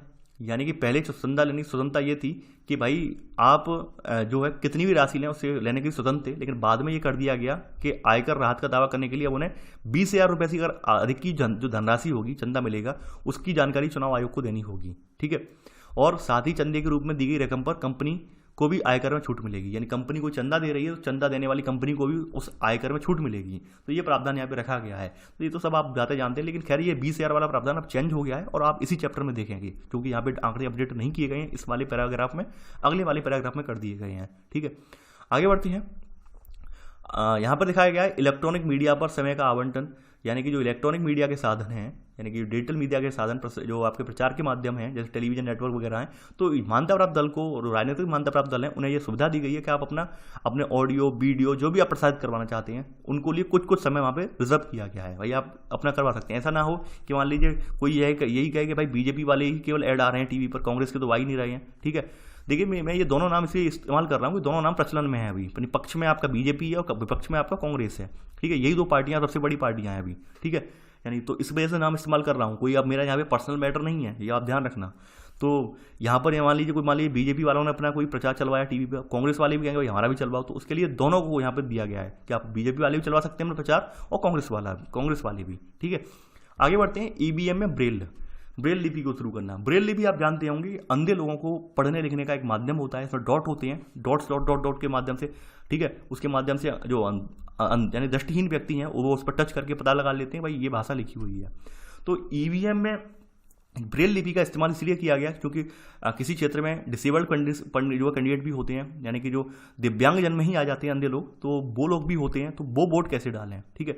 उनके लिए या तो एक तरीका ये होता है भाई उनके साथ में उनका कोई आए, परिवार से आए, परिवारी जन उन्हें बताए, तो ऐसे में कहीं ना कहीं स्वच्छता का हनन होगा, ठीक है। यानी अपने उसकी जो राय है उसका हनन होगा। ऐसे अगर वो वोट यानी कि कोई और ला रहा है व्यक्ति और उसे हाथ पकड़वा के डलवा रहा है कि भाई ये डालो, पहले नंबर पर डालो। अब मान लीजिए कोई व्यक्ति जो दृष्टिहीन व्यक्ति है वो पहले नंबर वाले से समर्थन ही नहीं रखता है, पहले नंबर वाले को फेवर ही नहीं करता है और आप पहले नंबर वाली वोट डलवा दें, तो ऐसे कहीं ना कहीं उसका भी हनन हो रहा है, यानी वो उसका जो अधिकार है उसके अधिकारों का भी हनन हो रहा है। तो यहाँ पे ब्रेल लिपि शुरू की गई। ब्रेल लिपि यानी कि जो आपकी बैलेट पेपर वगैरह, बैलेट पेपर नहीं, जो ईवीएम वगैरह है उन पर ब्रेल लिपि में उनका नाम अंकित किया जाएगा कुछ जगहों पर, ठीक है। इससे क्या होगा कि भाई संबंधित जो दृष्टिहीन व्यक्ति है, अगर वो ब्रेल लिपि का उसने अध्ययन किया है तो उस अपने उम्मीदवार को पहचान ले और उसी पर वोट डाले।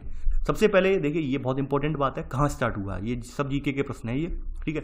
यानी कि सबसे पहले ये वर्ष 2004 में आंध्र प्रदेश का ये आसिफ नगर विधानसभा में, ठीक है, इसके दौरान ब्रेल फीचर डालने की कोशिश की गई। सबसे पहले फीचर यहीं डालने की कोशिश की गई, ठीक है। यानी कि सबसे इंपॉर्टेंट क्वेश्चन यही। उसके बाद हर जगह ये डाले गए फीचर। सबसे पहला वाला इंपॉर्टेंट होता है कि सबसे पहले ब्रेल लिपि वाला फीचर कहाँ डाला गया। ब्रेल लिपि वाला ये स्टार्टिंग कहाँ से हुई, 2004 में आंध्र प्रदेश की आसिफ नगर जो विधानसभा है, इस दौरान ईवीएम में ब्रेल फीचर ये डालने की यहाँ पे कोशिश की गई थी पहली बार, ठीक है। बाद में तो इस तमाम जगह हुई हैं और ये सब इतना आप सब जानने पढ़ने से कोई फायदा नहीं है, ठीक है। अपने खुद देख लेना, आप लिखना नहीं है, हमें पहला वाला दिखना है क्योंकि पहला वाला जीके से संबंधित है, ठीक है। इसके बाद आपने 1996 के चुनाव सुधार देख लिए। अब देखते हैं 2010 के लेकर अब तक के चुनाव सुधार कौन कौन से हुए हैं।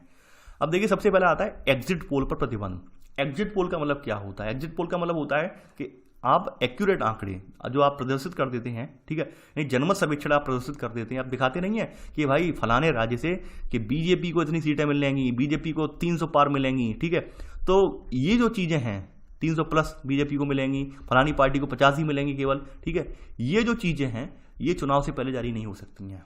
ये यहाँ पर ये कहा गया है कि एग्जिट पोल वाली व्यवस्था है, क्योंकि इससे क्या होता है, इससे जो मतदाता होते हैं उनका ब्रेन वॉश हो जाता है। उन्हें ये लगता है भाई हम अब ऐसी पार्टी को वोट डालें जो जीत रही हो, हारने वाले को क्यों डालें। अब हो सकता है एग्जिट पोल गलत भी हो, लेकिन जब सब जो चैनल वाले एक जैसा एग्जिट पोल चलाते हैं, यानी कि ये एग्जिट पोल जो बनता है जनमत सर्वेक्षण के आधार पर बनता है, ठीक है। बहुत बार गलत भी होता है, ऐसा नहीं है गलत नहीं हो, काफ़ी बार ऐसा हुआ है। जैसे आपने देखा होगा दिल्ली के इलेक्शन में हुआ था, ठीक है, यानी जो इससे पहले वाले इलेक्शन जो हुए थे, ठीक है, जो दिल्ली विधानसभा के लिए, उसमें इलेक्शन में वो एग्जिट पोल में दिखा रहे थे भाई जो बीजेपी की बढ़त है, लेकिन वहाँ पे आम आदमी की बाद में बढ़त निकली।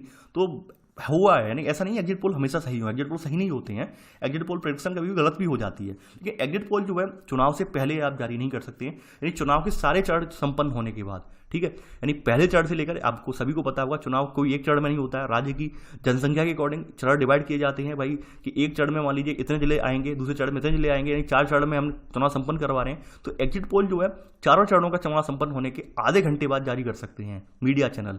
ये यहाँ पे प्रतिबंध लगाया गया है। इसके संबंध में कानून भी है, वो अगले अध्याय में आपको मैं अभी बता दूंगा कौन से एक्ट के तहत ये प्रतिबंध लगाया गया है। तो यहाँ पे यही कहा गया है कि लोकसभा और राज्य विधानसभा के चुनाव के दौरान एग्जिट पोल करने, उसके परिणाम प्रकाशित करने पर रोक लगाई गई है, ठीक है। कब से कब तक लगाई गई है तो ये भी यहाँ पर अगले वहाँ पर मैं बता दूंगा, ठीक है। यहाँ पर ये पूरा क्लियर लिखा नहीं है इन्होंने, मैं अगला जो अध्याय है वहाँ पर बाकायदा उन्होंने लिखा है कौन से नियम के तहत ये रोक लगाई गई है और कब तक के लिए रोक लगाई गई है। रोक लगाई गई है कि लास्ट टाइम का जो मतदान है, यानी कि लास्ट चरण का मतदान है, चौथे चरण का जो मतदान है, 5 बजे मान लो एंड हो जाएगी, 5 बजे जो है ईवीएम पैक हो जाएगी, 5 बजे बाद पैक हो जाएगी ईवीएम, उसके आधे घंटे बाद आप प्रकाशित कर सकते हैं एग्जिट पोल, उससे पहले नहीं, ठीक है।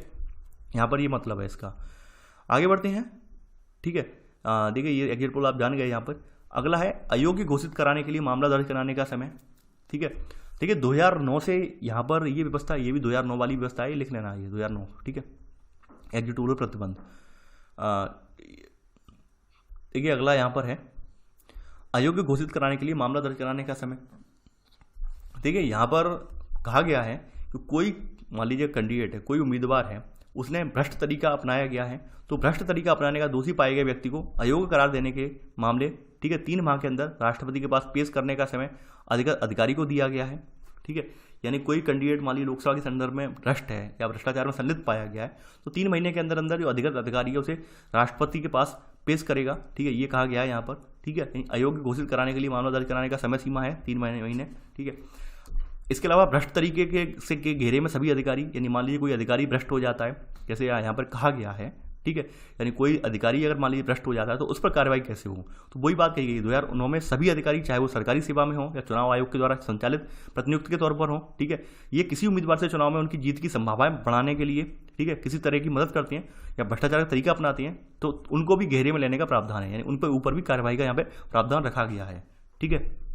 इसके अलावा जमानत राशि, जमा की जाती है।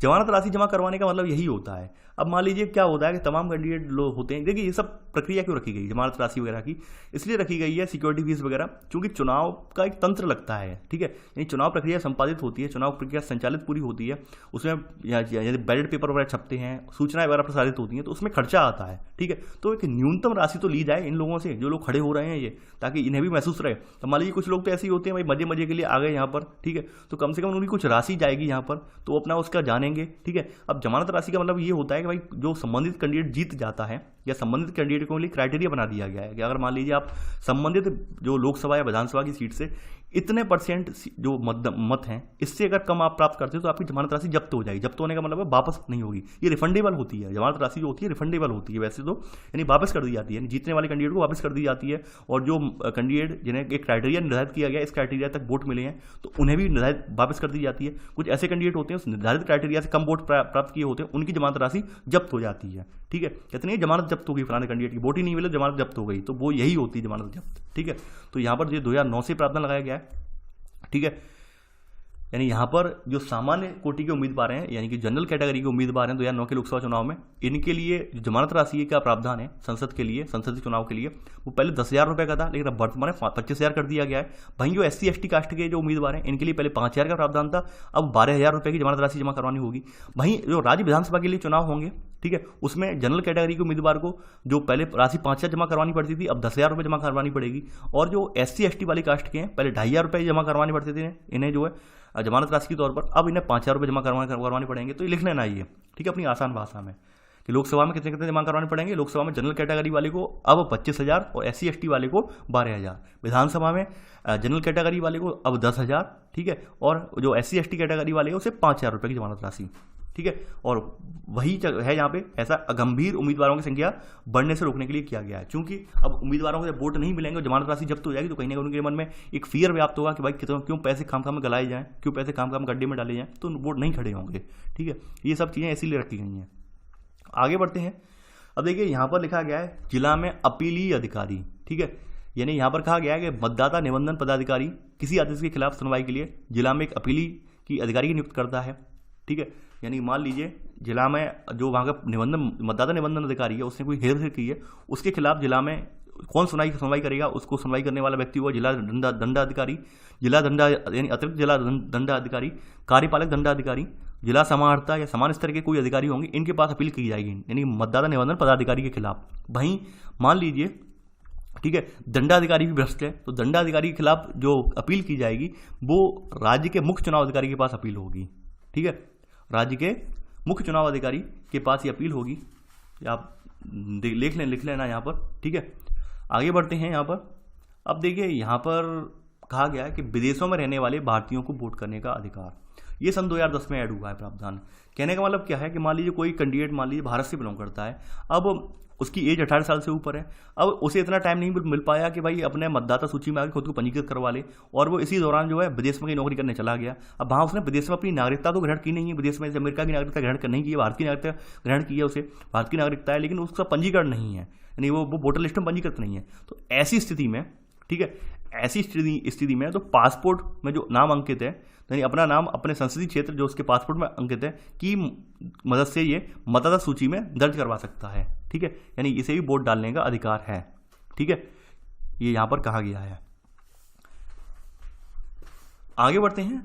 इसके अलावा ऑनलाइन नामांकन की प्रक्रिया भी बताई गई है, ठीक है, यानी ऑनलाइन नामांकन की प्रक्रिया भी यहां बताई गई है कि 2013 का जो चुनाव हुआ है इसमें कहा गया है 2013 में कि मतदाता सूची के लिए नामांकन के लिए ऑनलाइन फाइलिंग के लिए प्रावधान भी किया गया है, यानी आप ऑनलाइन आपके पास डॉक्यूमेंट है तो आप ऑनलाइन फाइलिंग के लिए प्रावधान कर सकते हैं, यानी 10th वगैरह की मार्कशीट वगैरह है जिससे प्रमाणित वगैरह हो जाए कि भाई आप 18 साल पूरी कर चुके हैं एज, ठीक है, तो ये भी प्रावधान यहाँ पे रखे गए हैं ऑनलाइन करने वाले। इसके अलावा नोटा का विकल्प, नोटा का मतलब होता है नन ऑफ दी एबव, यानी हमें इनमें से कोई भी पसंद नहीं है, ठीक है, ये यहाँ पर इसका मतलब होता है नन ऑफ दी एबव, यानी हमें इनमें से कोई पसंद नहीं है, यानी कि हम सभी हमारे लिए बेकार हैं, नोटा का प्रावधान। देखिए नोटा का प्रावधान रखने के कुछ रीज़न थे। रीज़न ये थे कि आप सभी जानते हैं कि कुछ लोग होते हैं स्वतंत्र विचारों वाले लोग होते हैं, जैसे मेरे जैसे लोग, ठीक है, जिन्हें कभी कभी क्या होता है अपने जिले के कोई भी कैंडिडेट पसंद ही नहीं आते, तो वो क्या करते हैं नोटा में एक अपना विरोध प्रदर्शन दर्ज करवाते हैं, ठीक है। जैसे मैंने 2 बार करवाया विरोध प्रदर्शन, क्योंकि मुझे पसंद ही नहीं था कोई कैंडिडेट, तो मैंने अपने नोटा पर ही डाला, जबकि मुझे मालूम है नोटा का खोना कुछ नहीं है, लेकिन फिर भी नोटा पर ही डाला। ठीक है, ये दिखाने के लिए समाज को कि हाँ भाई कि हमें नहीं पसंद है कैंडिडेट। तो ये नोटा वाला जो प्रावधान था वो उच्चतम न्यायालय के निर्देश के अनुसार, ठीक है, ये रखा गया अपने ईवीएम वगैरह में या बैलेट पत्रों में। ठीक है, उच्चतम न्यायालय के निर्देशों के अनुसार चुनाव आयोग ने उपयुक्त में से कोई नहीं के लिए मतदाता पत्रों ईवीएम में प्रावधान किया। ठीक है, तो रीजन वही था कि अगर मान लो कोई पसंद नहीं है तो आप नन ऑफ द एबव वाला बटन चूज कर सकें। ठीक है, सबसे पहले नोटा का जो प्रावधान था वो कहाँ से स्टार्ट हुआ वो आप देख लेते हैं। तो नोटा के लिए प्रावधान 2013 में छत्तीसगढ़, एमपी, मिजोरम, राष्ट्रीय राजधानी क्षेत्र दिल्ली, राजस्थान के जो विधानसभा के चुनाव हुए यहाँ से लागू किया गया।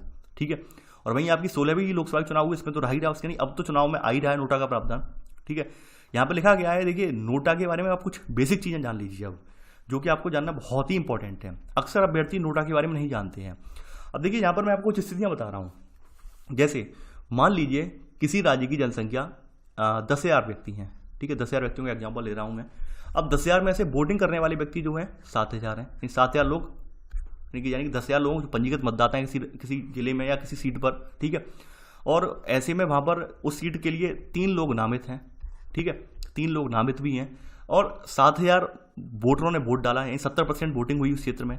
ठीक है, इनमें से व्यक्ति ए को एक हम अनुमानित राशि लिख दे रहे हैं, व्यक्ति ए को यहाँ पर 1,000 वोट मिले।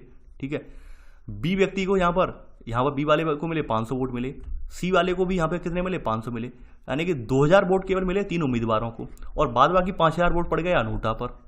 बाद बाकी 5,000 वोट पड़ गया किस पर, नोटा पर पड़ गया।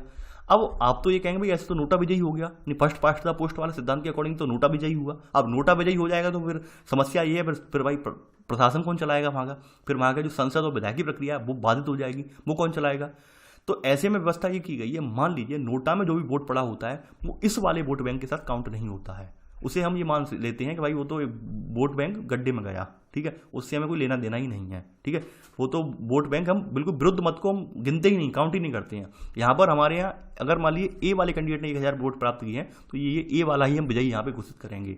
नोटा वाले में कितने भी वोट पड़े हों, नोटा चाहे बेशक विजयी हो, हमें उससे कोई फर्क नहीं पड़ता है।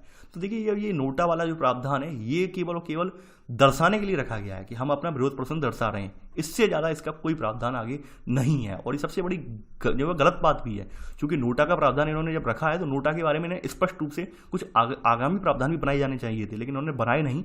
ये दुखद बात है। हो सकता है आने वाले समय सुप्रीम कोर्ट संज्ञान में ले, सुप्रीम कोर्ट इस पर कुछ आगे प्रावधान बनाने के लिए गए। ठीक है, तो हो सकता है कुछ सुधार आए।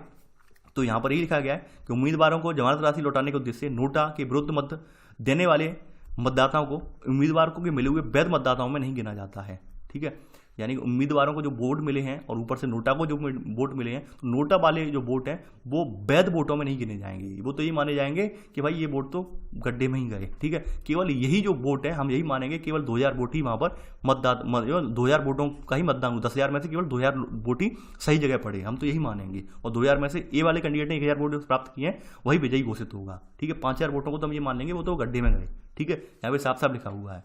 ठीक है, अब वो भी लिखा हुआ है कि अगर नोटा के पक्ष में मत देने वाले मतदाताओं की संख्या किसी भी उम्मीदवार को मिले मतों से अधिक है, तब भी उम्मीदवार को सबसे अधिक मत मिले हैं तो उसे ही निर्वाचित घोषित किया जाएगा। यानी मैंने अभी आपको स्थिति बता दी एग्जांपल देकर, वही स्थिति यहाँ पर लिखी गई है। ठीक है, तो चाहिए लिख लेना, ये ऑफिशियल ये लैंग्वेज है, लिख लेना। तो देखिए ये जो चीज़ें हैं ये इसके बारे में बहुत पहले से मैंने कहा है, मैंने बहुत सारे अपने मित्र हैं उनसे चर्चा भी चलाई। मैंने कहा कि नोटा वाला जो प्रावधान है इसे कहीं ना कहीं राष्ट्रपति को पत्र लिखकर या हर जगह अपने अपने स्तर पर आप जागरूक कीजिए, लोगों को बताइए कि नोटा का प्रावधान इन लोगों ने रख तो दिया है, लेकिन नोटा के प्रावधान का आगे क्या होगा सोल्यूशन वो उन्होंने नहीं बनाया है। आगे किस तरह से नोटा का प्रावधान प्रभावी होगा उसके संदर्भ में इन्होंने कोई नियम या इसका कोई नियम का प्रतिपादन नहीं किया है। और ये बहुत जरूरी है कि नोटा के संबंध में कोई नियम प्रतिपादित हो। ठीक है, हम तो यही चाहेंगे, क्योंकि मान लीजिए अब ऐसे तो फिर वही बात हुई कि भाई अयोग्य कैंडिडेट ही आगे आएगा। ठीक है, यानी हमने विरोध प्रदर्शन अपना दर्ज भी करवा लिया, उसके बाद भी कैंडिडेट निकल के नहीं आ रहा है, कैंडिडेट तो वहीं से चुना जाएगा। नोटा वाला तो वोट कहने का मतलब गड्ढे में ही जाएगा, तो फिर नोटा का मतलब ही क्या हुआ। तो नोटा के लिए कुछ ना कुछ प्रावधान सरकार को करने चाहिए। अब हो सकता है आगे आने वाले दिनों में हो। अब देखिए इसकी यहाँ से स्टार्टिंग कैसे हुई, नोटा के बैकग्राउंड बताया गया है। सन 2001 में चुनाव आयोग ने भारत सरकार को तटस्थ मतों यानी न्यूट्रल वोट का प्रावधान रखने का प्रावधान किया। यानी न्यूट्रल यानी कि जो तटस्थ वोट का मतलब यही होता है कि हम किसी के फेवर में नहीं है, ठीक है, न्यूट्रल हैं बिल्कुल, ना तो हम बीजेपी के फेवर में ना ही कांग्रेस के फेवर में, हम किसी का फेवर में ना हम किसी का पक्ष ले रहे हैं ना किसी का विपक्ष में जा रहे हैं, ठीक है। तो ऐसे वोटों को न्यूट्रल वोट कहते हैं। तो न्यूट्रल वोटों का प्रावधान जो था सबसे पहले बात चलाई थी सन 2001 में चुनाव आयोग ने, ठीक है, और इसने प्रस्ताव भी भेजा था। इसके बाद सन 2004 में PUCL यानी people's union for civil liberties, ठीक है, लिबर्टीज, इसने भी नोटा के जो अधिकार है इसके लिए बात कही थी, ठीक है, और इसने फिर बाद में एक याचिका भी दायर की थी सुप्रीम कोर्ट में। तो उसी याचिका पर सर्वोच्च न्यायालय ने 2013 में चुनाव आयोग के ईवीएम और मतपत्र में उपयुक्त में से कोई नहीं है, नन ऑफ द एबव, ठीक है, का प्रावधान करने का आदेश दिया। यानी जो PUCL की याचिका थी, यानी public people's union for civil liabilities, ठीक है, लिबर्टीज, इसकी जो याचिका थी, इसी याचिका के आधार पर सुप्रीम कोर्ट ने सन 2013 में ये प्रावधान दिया कि अब आप जो आपके चुनाव होंगे उसमें नोटा का प्रावधान आप रखेंगे, ठीक है। तो ये नोटा के बारे में कुछ पृष्ठभूमि थी, नोटा को आप अच्छे से लिख लेना और आप आपके माइंड में सब क्लियर हो गया होगा नोटा से संबंधित, ठीक है। अब बात करते हैं वीवीपैट यानी voter verified paper audit trial. इसका क्या मतलब है? इसका मतलब देखिए, ये जो भाषा लिखी है भाषा पर हम नहीं जानते, पहले हम यहाँ पर मौखिक रूप से समझ लेते हैं होता क्या है। ईवीएम दो प्रकार की होती है, एक तो ईवीएम होती है जनरल ईवीएम होती है, ठीक है, जिसमें क्या है केवल और केवल आप वोट डाला है यहाँ पर, यानी केवल आप बटन दबाया है और आपका रिकॉर्ड एक यहाँ पर साइड में इसका जो होता है यहाँ पर आप इसमें सेव हो गया रिकॉर्ड, ठीक है, और आप चले आए घर पर। अब आपको नहीं पता है कि भाई ईवीएम को देखिए, ईवीएम एक तरह का उसके अंदर भी कंप्यूटर होता है, मिनी कंप्यूटर होता है, उसे प्रोग्राम किया जाता है। तो काफ़ी बार आपने देखा होगा कि देश में अपना लोकतंत्र है, लोकतंत्र में लोगों को कहने का अधिकार है। आपने देखा होगा कि भाई ईवीएम हैक कर ली गई, ईवीएम हैक की गई, ये किया गया, वो किया गया, ईवीएम हैक करके आंकड़े छुपाए गए, आंकड़ों का ऐसा किया गया, आंकड़ों के साथ फेरबदल की गई, ऐसा अक्सर सुनने में आया है। अब वीवीपैट वाली मशीन में क्या होता है? वीवीपैट वाली मशीन में दो तरह की व्यवस्था होती है, एक तो वोट तो पड़ता है ईवीएम के थ्रू ही, साथ ही साथ वहां पर एक बैलेट बॉक्स टाइप बना होता है, एक प्रिंटर, एक मिनी प्रिंटर टाइप एक बॉक्स बना होता है। और मिनी प्रिंटर में से क्या होता है, मिनी प्रिंटर जो होता है आपकी ये जो ईवीएम ऐसे कनेक्ट होता है वो, ठीक है, और वहीं उसके नीचे बॉक्स भी बना होता है। जैसे ही आप बटन, मान लीजिए आपने बटन दबाया हाथ के पंजे पर, तो इस जो प्रिंटर है यानी कि जो यहाँ पर पर्ची निकलने वाला प्रिंटर है, उसमें हाथ के पंजे की पर्ची निकल के आती है। अब पर्ची वो आपको नहीं मिलेगी, पर्ची वहाँ पर जो बॉक्स बना होगा, ठीक है, उस बॉक्स में जाके चली जाएगी। वहाँ पर आपको ये समझ में आ गया कि भाई आपने जो बटन दबाया है, ठीक है, यानी पहले क्या होता था, लोग आरोप लगाते थे हमने तो बटन दबाया था यहाँ पर कमल पर या हाथ के पंजे पर, लेकिन पता नहीं हमारा हमने तो इतने बटन यहाँ पे हमारे दबाए हुए थे, लेकिन ये पहुँच गया फलाने उसमें, इतने ऐसे कैंडिडेट क्यों जीत गए, ऐसे लोगों की शिकायत भी रही थी। तो अब क्या है कि अब भाई जो आपकी पर्ची है वो निकल कर यहाँ पे बॉक्स में जाके जमा हो गई।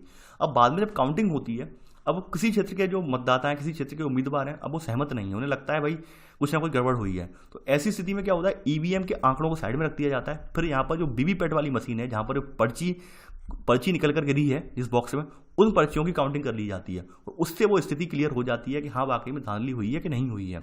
या फिर कभी कभी क्या होता है, ऐसा भी होता है कि मान लीजिए आपने बटन दबा रहे हैं कमल के फेवर में, यानी बीजेपी को बटन दबा रहे हैं, ठीक है, अब वहाँ पर्ची दिखा दी उसने कांग्रेस वाली। तो ऐसी स्थिति में वहाँ का जो प्रिसाइडिंग ऑफिसर है, यानी कि जो पोलिंग अधिकारी है, उसे आप तत्काल सूचित करें, ठीक है, आप बताएं कि भाई हमारे साथ ये दुर्घटना घटित हुई है। तो ऐसी स्थिति में क्या करेगा, वो आपकी बात को नोट डाउन कर लेगा और जिस दिन मतदान होगा उस दिन ये बात ध्यान रखी जाएगी। मान लीजिए अगर ऐसी घटना बार बार और लोगों के साथ भी हो रही है, वोटरों के साथ हो रही है, तो वो फिर आपका जो बैलेट बॉक्स है, जहाँ पर जो आपका जो वीवीपैट वाली पर्ची जाके गिरी है, वो बॉक्स का भी मतदान होगा, उस बॉक्स का भी यहाँ पर मिलान होगा, ठीक है, उस बॉक्स की भी काउंटिंग में करवाई जाएगी मैनुअली, ठीक है। यही देखा जाएगा कि कोई ऐसा तो नहीं है कि वाकई में जो इलेक्ट्रॉनिक मशीन है इसने कुछ प्रोग्राम में इसकी फेरबदल हुई हो, ठीक है, जिसकी वजह से ये घटना घटित हुई। तो इसके लिए फिर यहाँ पर जो पर्चियाँ हैं उन्हें मैनुअली गिनवाया जाएगा, ठीक है। तो ये प्रावधान है यहाँ पर वीवीपैट का। वीवीपैट कब से लागू हुई वो भी बता दे रहे हैं, ठीक है, 2013 में, ठीक है। आगे बढ़ते हैं यहाँ पर वीवीपैट के बारे में, वही सब है जो आपको मैं एक बार दिखा दे रहा हूँ, अपने से पढ़ लेना पॉज करके, कुछ नहीं है, ऑलरेडी सब आप लिखा हुआ पढ़ चुके हैं, ठीक है। सबसे पहले वीवीपैट का प्रथम बार उपयोग, ये बहुत इंपॉर्टेंट है, कहाँ हुआ, नागालैंड के जो यहाँ पर एक चुनाव विधानसभा चुनाव हुआ था वहाँ पे हुआ था, नागालैंड के नोगासेन विधानसभा चुनाव क्षेत्र में इसका प्रयोग किया गया था, voter verified paper audit trial का, वीवीपैट का, ठीक है। आगे बढ़ते हैं यहाँ पर। अब देखिए, आपके देश में कोई व्यक्ति जेल या पुलिस हिरासत में रहा व्यक्ति चुनाव लड़ सकता है, ये प्रावधान है। देखिए, इसके संबंध में पहले क्या हुआ था हमारे देश में, पहले हमारे देश में ये हुआ था 2013 में सर्वोच्च न्यायालय ने पटना हाईकोर्ट का एक डिसीजन था, इसको बाहर रखने को कहा था। इसमें कहा गया था कि एक व्यक्ति को जेल या पुलिस हिरासत में होने की वजह से मतदान का अधिकार नहीं हो, ठीक है, वह निर्वाचक नहीं है, इसलिए संसद या विधानसभा चुनाव लड़ने के लिए, ठीक है, वो जो है यहाँ पर जो है यहाँ पर यानी वोट नहीं डाल सकता है। यहाँ पर कहने का मतलब यहाँ पर ये कहा गया था कि सुप्रीम कोर्ट ने ये कहा, सुप्रीम कोर्ट ने टिप्पणी की कि भाई कोई व्यक्ति हिरासत में है मान लीजिए, तो उस समय वो मतदान का उसे अधिकार नहीं होगा। पटना हाईकोर्ट का पहले डिसीजन आया था, उस पर ये कहा था। लेकिन बाद में जो आपका एक जनप्रतिनिधि अधिनियम जो बना हुआ है 1951, इसमें कुछ प्रावधान संशोधन करके जोड़े गए। इसमें प्रावधान ये जोड़े गए, पहला प्रावधान इसमें ये कहा गया कि मतदान से रोके जाने के कारण, ठीक है, कोई व्यक्ति इसका नाम मतदाता सूची में प्रविष्ट है, निर्वाचक होने से नहीं रोका जाएगा, यानी कि वोट डालने से उसे नहीं रोका जाएगा, चाहे वो जेल में हो या हिरासत में हो, उसे वोट डालने का अधिकार होगा, चाहे वो बाई पोस्ट के वोट डाले, ठीक है, यानी पोस्टल वोट डाले या जो भी वोट डाले, लेकिन उसे वोट डालने का अधिकार होगा। ये आपके जनप्रतिनिधित्व अधिनियम में संशोधन करके ये प्रावधान जोड़े गए, क्योंकि सुप्रीम कोर्ट ने तो टिप्पणी साफ साफ कर दी भाई वोट डालने का अधिकार नहीं होगा। लेकिन जो जनप्रतिनिधित्व अधिनियम है, ठीक है, इस संसद विधानसभा चुनाव लड़ने के लिए जनप्रतिनिधित्व अधिनियम है, इसने नए प्रावधान यहाँ पे जोड़े गए, ठीक है। तो नए प्रावधान में ये कहा गया कि भाई कोई व्यक्ति मान लो पुलिस कस्टडी में है और वो मतदाता सूची में उसकी प्रविष्टि है, मतदाता सूची में पंजीकृत है, तो उसे निर्वाचक होने से आप नहीं रोकेंगे, ठीक है। आप सभी को पता होगा कि सुप्रीम कोर्ट के डिसीजन के ऊपर, ठीक है, सुप्रीम कोर्ट के डिसीजन को ओवरराइड करने के लिए अधिनियम लाए जा सकते हैं, और अधिनियमों पर जो है सुप्रीम कोर्ट का हस्तक्षेप इतना नहीं होता है, ठीक है। सुप्रीम कोर्ट के अधिकार क्षेत्र से ये चीज़ें बाहर होती हैं, ठीक है। अध्यादेश लाकर, अधिनियम लाकर, आपने सुना होगा कि कुछ चीज़ें होती हैं संसद अपने मर्जी से कर सकता है, उस पर सुप्रीम कोर्ट का हस्तक्षेप नहीं होता है, तो वो कंडीशन यही वाली है। सुप्रीम कोर्ट ने तो मना किया है, लेकिन भाई जब जनप्रतिनिधित्व अधिनियम संसद के लिए थ्रू जब ले आए हैं, तो वहाँ पर तो उन्होंने कह दिया कि हमें तो करवाएंगे, ठीक है। आगे बढ़ते हैं, एक और प्रावधान यहाँ रखा गया है, यहाँ पर ये रखा गया है कि एक संसद सदस्य अथवा विधानसभा सदस्य तभी अयोग्य माना जाएगा जब वह इस अधिनियम के अंतर्गत अयोग्य हो। यहाँ पर साफ साफ कहा गया कि हम केवल उसी आधार पर अयोग्य मानेंगे जो जनप्रतिनिधित्व अधिनियम 1951 की धाराएं अयोग्य किसी व्यक्ति को करार दे रही हो। बाद बाकी किसी ने क्या अयोग्यता की जो है योग्यता और अयोग्यता की बात कही है, हमें उससे कोई मतलब नहीं है। सुप्रीम कोर्ट ने क्या टिप्पणी की है, किसी हाई कोर्ट ने क्या टिप्पणी की है, हमें कोई मतलब नहीं है। यानी हमारे जनप्रतिनिधित्व अधिनियम के अकॉर्डिंग अगर कोई व्यक्ति अयोग्य होगा तभी वो अयोग्य माना जाएगा, ठीक है। तो यहाँ पर ये कहा गया है, ठीक है। आगे बढ़ते हैं, यहाँ पर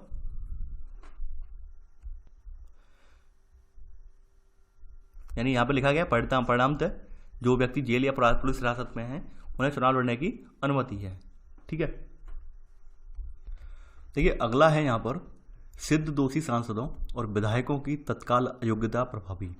इसके संबंध में यानी कि जिसके संबंध में अपराध सिद्ध हो गया हो, ठीक है, तो इनकी जो यानी कि ये जो हैं अपने पद के लिए तुरंत अयोग्य हो जाएंगे, ठीक है। उन्हें उसे प्रभावी करने का प्रावधान है, यानी कि जैसे किसी सांसद के प्रति यानी कोई मुकदमा दर्ज है, उसमें उसके लिए डिसीजन आ जाता है, निर्णय आ जाता है, तो उस संबंध में वो उस स्थिति में तत्काल जो अपने पद से उसे हटना होगा, ठीक है।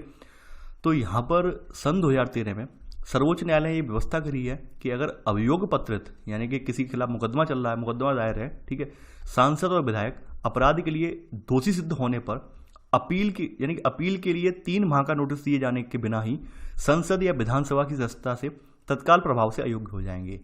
कहने का मतलब यहाँ पर ये है कि संसद के बारे में प्रावधान आपने देखा होगा कि 3 माह का नोटिस दिया जाता है कि भाई आपको आपके खिलाफ सजा जो अनाउंस हो गई है, आपको 3 माह का नोटिस दिया जाता है। 3 माह के नोटिस के बाद संबंधित व्यक्ति जो अपने पद से हट जाता है।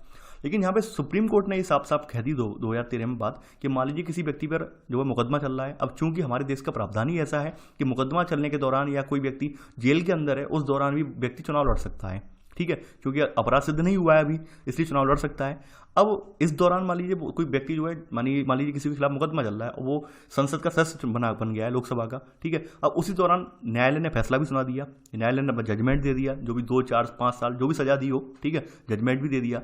तो ऐसी स्थिति में संसद का कानून तो ये कह रहा है कि भाई 3 महीने का हमें नोटिस दो पहले, उसके बाद हम यहाँ से सीट से हटेंगे।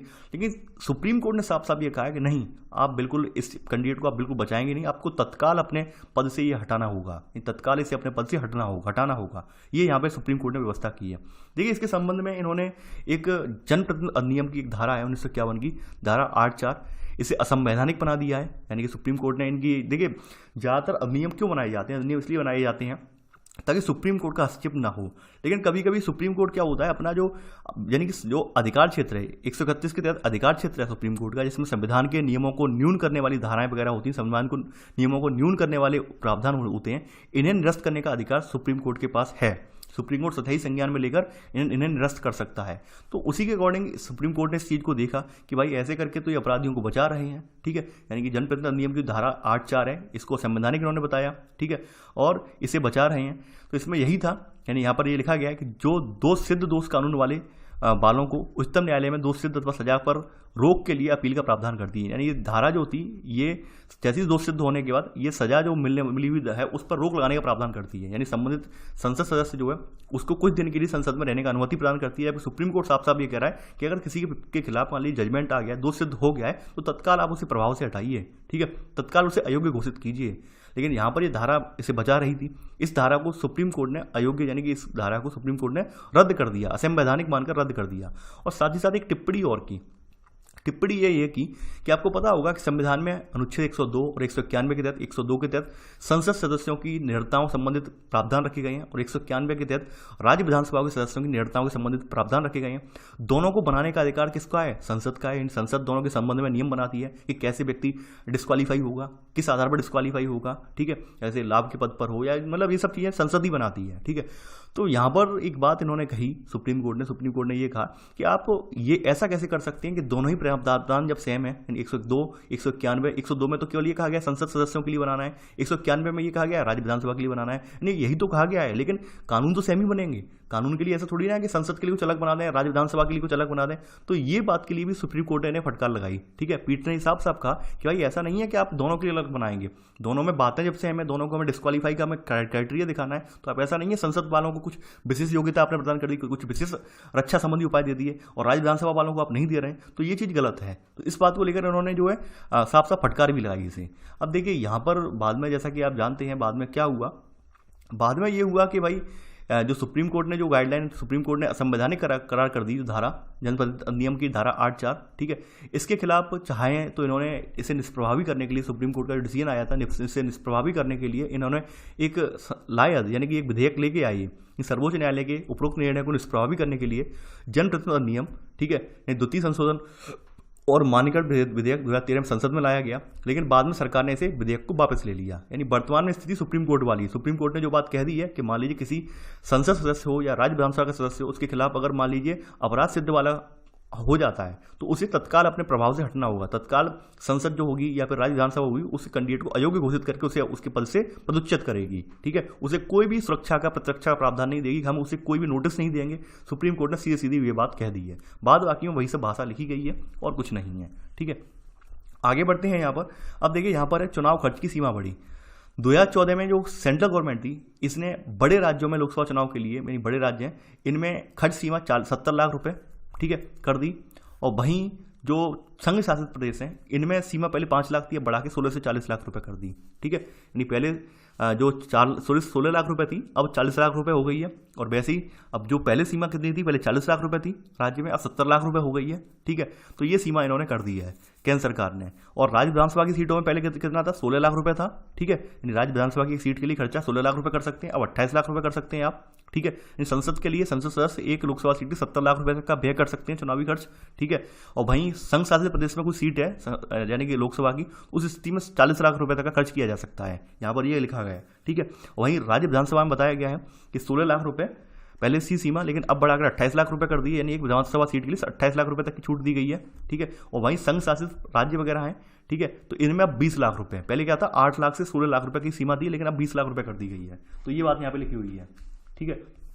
इसके अलावा यहाँ पे व्यवस्था और की गई है आगे कि ईवीएम और मतपत्र जो है इनमें उम्मीदवारों की फोटो। पहले क्या होता था कि पहले भाई उम्मीदवारों के नाम लिखे रहते थे, अब नाम में क्या है कि भाई एक ही नाम के 2 व्यक्ति चुनाव लड़ रहे हैं, ठीक है। अब चुनाव लड़ रहे हैं, उनका चुनाव चिन्ह तो अलग अलग है, नाम दोनों का सेम है। तो ऐसे में तमाम जो लोग थे, तमाम मतदाता जो थे वो कंफ्यूज हो जाते थे और ऐसे में गड़बड़ी हो जाती थी। तो अब यहाँ पर ये व्यवस्था कर दी है सन 2015 के बाद से कि किसी भी चुनाव में जो ईवीएम वगैरह होगी उसमें उम्मीदवार का नाम के साथ साथ उसका फोटो भी लगा होगा और साथ में उसके पार्टी का उसे जो इश्यू किया हुआ चिन्ह, चुनाव चिन्ह वो भी होगा। तो आराम से जो कैंडिडेट जो मतदाता उसे पहचान लेगा कि भाई ये हमारा कैंडिडेट है और हमें इसे वोट डालना है। तो इससे वोटों की जो गड़बड़ी हेर फेर है वो भी नहीं होगी, ठीक है। यानी जो भूल हो जाती थी वोटों की, जो मिसअंडरस्टैंडिंग के जरिए वोट पड़ जाते थे वो भी नहीं होंगे, ठीक है। तो ये यहाँ पर कहा गया है। अब यहाँ फोटो के बारे में लिखा हुआ है कि फोटो उसका हाल का खिंचाव श्वेत श्याम यानी कि या तो ब्लैक एंड व्हाइट हो या फिर रंगीन हो, ठीक है। और फोटो में कोई वर्दी, टोपी, काला चश्मा इसका उपयोग नहीं करेगा, बिल्कुल नॉर्मल सादा सिंपल होगा फोटो, ठीक है।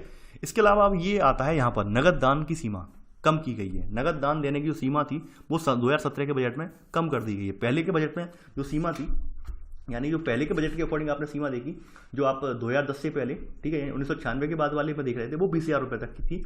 यहाँ पर सीमा जो है 2010 में अब ये कम कर दी गई। 2010 के बाद जो सुधार हुए इसमें नगद दान देने की सीमा कम कर दी गई है, ठीक है। यानी कि पहले क्या था, 2017 के बजट में किसी व्यक्ति को, किसी राजनीतिक दल को गुप्त रूप से दिए जाने वाली जो दान, भेंट राशि, चंदा 20,000 रुपये से कम करके अब 2,000 रुपये कर दी है, ठीक है। यानी कि अब जो राजनीतिक दल हैं वो 2,000 रुपये से ज़्यादा नहीं ले सकते। अगर वो 2,000 रुपये से ज़्यादा ले रहे हैं चंदा, तो उसकी सूचना उन्हें तत्काल निर्वाचन आयोग को, ठीक है, यानी कि 2,000 से कम अगर राशि ले रहे हैं तो उसे सूचना उसकी नहीं देनी है, 2,000 रुपये तक की राशि की नहीं देनी है। अगर 2,000 से ज़्यादा ले रहे हैं, ठीक है, तो उस राशि का इन्हें हिसाब रखना अनिवार्य है और सूचना भी इन्हें निर्वाचन आयोग को देनी पड़ेगी। यहाँ पर यही लिखा हुआ है, ठीक है। आगे बढ़ते हैं यहाँ पर। अब देखिए यहाँ पर जो कॉरपोरेट अंशदान है इनसे कैप हटा है। कैप का मतलब क्या होता है कि भाई कॉर्पोरेट अंशदानों में एक सीमा, यानी कि समय एक सीमा निर्धारित कर दी थी। सीमा निर्धारित इसलिए कर दी थी क्योंकि ऐसा तो नहीं है कि कहीं भाई ये कॉर्पोरेट घरानों से पैसा ले लें, और अक्सर यही होता है। देखिए कॉर्पोरेट की फंडिंग होती है, खूब होती है कॉर्पोरेट से फंडिंग, तभी ये लोग क्या होते हैं, नेता लोग कॉर्पोरेट वालों को तमाम जो है लाभ छूटें प्रदान करवाते हैं बाद में, ठीक है। तो कॉर्पोरेट अंशदानों पर जो कैप लगा हुआ था, कंडीशन लगी हुई थी, वो उन्होंने हटा दी। पहले क्या था कि पहले ये था कि बजट 2017 में पहले ये क्या कर दिया गया है कि किसी कंपनी के पिछले 3 वर्षों के शुद्ध लाभ का 7.5% तक अंशदान की सीमा समाप्त कर दी गई है। पहले क्या था कि पहले ये कंडीशन थी कि 3 साल, यानी किसी कंपनी ने 3 साल में जो मुनाफा कमाया है, 3 साल में मान लीजिए जो भी मुनाफा कमाया है उसका 7.5% आप डोनेट कर सकते हैं, ठीक है। लेकिन अब ये सीमा हटा दी गई है। अब ये कहा गया है कि 3 साल में आपने जितना मुनाफा कमाया है या आप घाटे में चल रहे हैं, जैसे भी चल रहे हैं, आप जितना दान देना चाहते हैं दे सकते हैं। यहाँ पर अब ये रखा गया है, ठीक है। यानी अब ये तात्पर्य हुआ कि अब कोई कंपनी किसी दल को कितनी भी धनराशि दान के रूप में दे सकती है, उसके ऊपर कोई कंडीशन नहीं है, चाहे वो घाटे में चल रही है या कैसे भी चल रही है, ठीक है। यानी कि इसके अलावा कंपनी का ऐसे दान को मुनाफे और घाटे के खाते में दर्ज कराने का दायित्व भी नहीं था। यानी अब कंपनी पहले तो कंडीशन ये थी कि आपको मुनाफे में से 7.5% देना है। यानी 3 साल में आपकी कंपनी ने जो भी मुनाफा आपने कमाया है उसका केवल 7.5% हिस्सा, यानी मान लीजिए 3 साल में, फॉर एग्जाम्पल आपने, मान लीजिए मैं एक एग्जांपल लेता हूँ, 1 लाख रुपए, यानी 3 साल के दौरान आपने 3 साल का जो मुनाफा आपका हुआ 1 लाख रुपए हुआ किसी कंपनी का, तो 7.5% का मतलब क्या हुआ कि आप 7,500 रुपये यहाँ पर दे सकते हैं, ठीक है। लेकिन अब ये कंडीशन हटा दी। अब चाहे तो आप 1 लाख रुपए दो, चाहे वो 4 लाख रुपए दो, कंपनी बेचकर दे दो 4 लाख रुपए, अब कोई कंडीशन ही नहीं है, ठीक है। तो ये आप समझ रहे होंगे, सब जो पार्टियां होती हैं अपने अपने फायदे के लिए सब चीज़ें करती हैं, ये चंदा कैसे इकट्ठा करना है, क्या करना है, तो ये सब इसी वजह से किया गया है ये, ठीक है। आगे बढ़ते हैं। देखिए चुनावी बॉन्ड की शुरुआत। अब देखिए बॉन्ड क्या होते हैं, सबसे पहले तो हम बॉन्ड जान लेते हैं। देखिए बॉन्ड जो होते हैं एक अधिपत्र होता है जो जिसे बैंक के द्वारा जारी किया जाता है।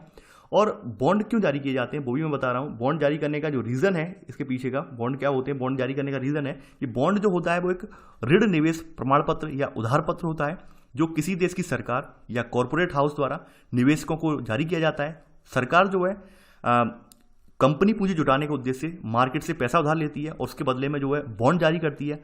बॉन्ड जारी करता जो होता है वो निवेशकों से उधार लिए हुए धन को बदले में उसके लिए बॉन्ड जारी करता है और बॉन्ड पर एक समय सीमा लिखी होती है। उस तय समय सीमा पर जो है, यानी जब वो बॉन्ड बनाया जाता है तब उस तय समय सीमा पर उसे जो है जो ब्याज दर निर्धारित होती है उस ब्याज दर पर उसे भुगतान किया जाता है। यानी 5 लाख रुपए आप मान लीजिए 5 लाख रुपए का आपने एक बॉन्ड भरवाया, ठीक है। 5 लाख रुपए आपने बॉन्ड के तौर पर एक बैंक में जमा कर दिए, 5 साल के लिए जमा कर दिए, 5 साल के लिए फिक्स कर दिए बॉन्ड, ठीक है, बॉन्ड में। तो 5 साल के लिए वो आपका रुपया आपने क्या किया है कि आपने सरकार को दे दिया। सरकार को इसलिए दे दिया, सरकार विभिन्न जगहों पर बैंक के जो विभिन्न कॉर्पोरेट कंपनियों में उसे लगाकर अपना मुनाफा कमाएं और आपको उसमें ये कह दिया कि हम आपको 3% की दर से आपका भुगतान कर देंगे 5 साल के बाद। नहीं, आपको जो मुनाफा होगा वो 5 लाख का मुनाफा हम 5 सालों में हमने आपका जो पैसा यूज किया है उसका 3% के हिसाब से भुगतान कर देंगे। 5 लाख में जो भी राशि बनेगी 5.5 के करीब वो बाद में आपको मिल जाएगी, ठीक है। तो ये निवेशकों को ये फायदा हो जाता है, भाई उनका पैसा सुरक्षित के सुरक्षित है, ऐसा भी नहीं है कि भाई पैसा डूब जाएगा। तो इसलिए लोग जो है बॉन्ड वगैरह भरवा देते हैं, ठीक है। इसलिए लोग बॉन्ड वगैरह भरते हैं, बॉन्ड वगैरह फिक्स करवा देते हैं ताकि उनका पैसा डूबे ना और एक समय सीमा के बाद उन्हें निर्धारित रकम वापस मिल जाए। क्योंकि शेयर मार्केट वगैरह में पैसा लगाया जाता है उसमें क्या होता है कि पैसा उतार चढ़ाव होता रहता है, पैसा कम हो जाता है या फिर बढ़ जाता है, लेकिन यहाँ पर पैसा सुरक्षित होता है। यानी जो आपको तय सीमा है उससे तय सीमा के अकॉर्डिंग ही आपको पैसा वापस मिलेगा और जितना ब्याज आपको निर्धारित किया गया है बॉन्ड पर तो वही ब्याज दर आपको उस ब्याज दर के साथ आपको भुगतान किया जाएगा, ठीक है। तो इसमें क्या किया गया, चुनावी बॉन्ड लाने का क्या प्रयोजन था। देखिए 2018 में केंद्र सरकार जो है ये अधिसूचना जारी की है, ठीक है, और इसकी पहली सूचना सन 2017 के बजट में की थी, ठीक है। तो रीजन क्या है? रीजन यही है, राजनीतिक वित्त पोषण, फंडिंग, शुद्ध धनराशि के आगम और पूर्ण पारदर्शिता को प्रोत्साहित करना। अब वो तो कितनी पारदर्शिता है वो तो आप सब जानते हैं। रीजन यही है कि भाई ज़्यादा से ज़्यादा पैसा इकट्ठा किया जाए, ठीक है। यानी कि आप ये सब चीज़ें आप अच्छे से समझ लीजिए कि देश में कोई भी पार्टी आ जाए, कोई पार्टी की सरकार आ जाए, पैसे के लिए सभी लालायित रहते हैं और पैसे कैसे उन्हें इकट्ठे करने हैं, क्या करना है, वो सब हथकंडे अपनाते हैं, हर हथकंडा अपनाते हैं। तो उन्हीं में से इनका हथकंडा ये वाला है कि ये चुनावी बॉन्ड का अर्थ है वचन पत्र के रूप में एक बॉन्ड जारी करना, जो कि धारक को बैंक इंस्ट्रूमेंट होगा जिस पर देने वाले अथवा क्रय करने वाले के नाम अंकित नहीं होगा। देखिए यहाँ पर ये चीज़ें हैं कि इस पर केवल जो बॉन्ड जो व्यक्ति है किसी चुनावी पार्टी के लिए बॉन्ड जारी करवाएगा, किसी पार्टी के लिए बॉन्ड रखेगा, बॉन्ड देने के लिए रखेगा, तो उस बॉन्ड पर संबंधित व्यक्ति का यहाँ पर नाम नहीं पड़ेगा, यानी कि बिना नाम, बेनामी, ठीक है, बेनामी बॉन्ड होगा, कोई बॉन्ड पर नाम नहीं होगा, ठीक है। उसकी जानकारी केवल बैंक को तो होगी, लेकिन बॉन्ड जो होगा, बॉन्ड पर किसी का नाम नहीं होगा, ठीक है, बेनामी होगा, ठीक है।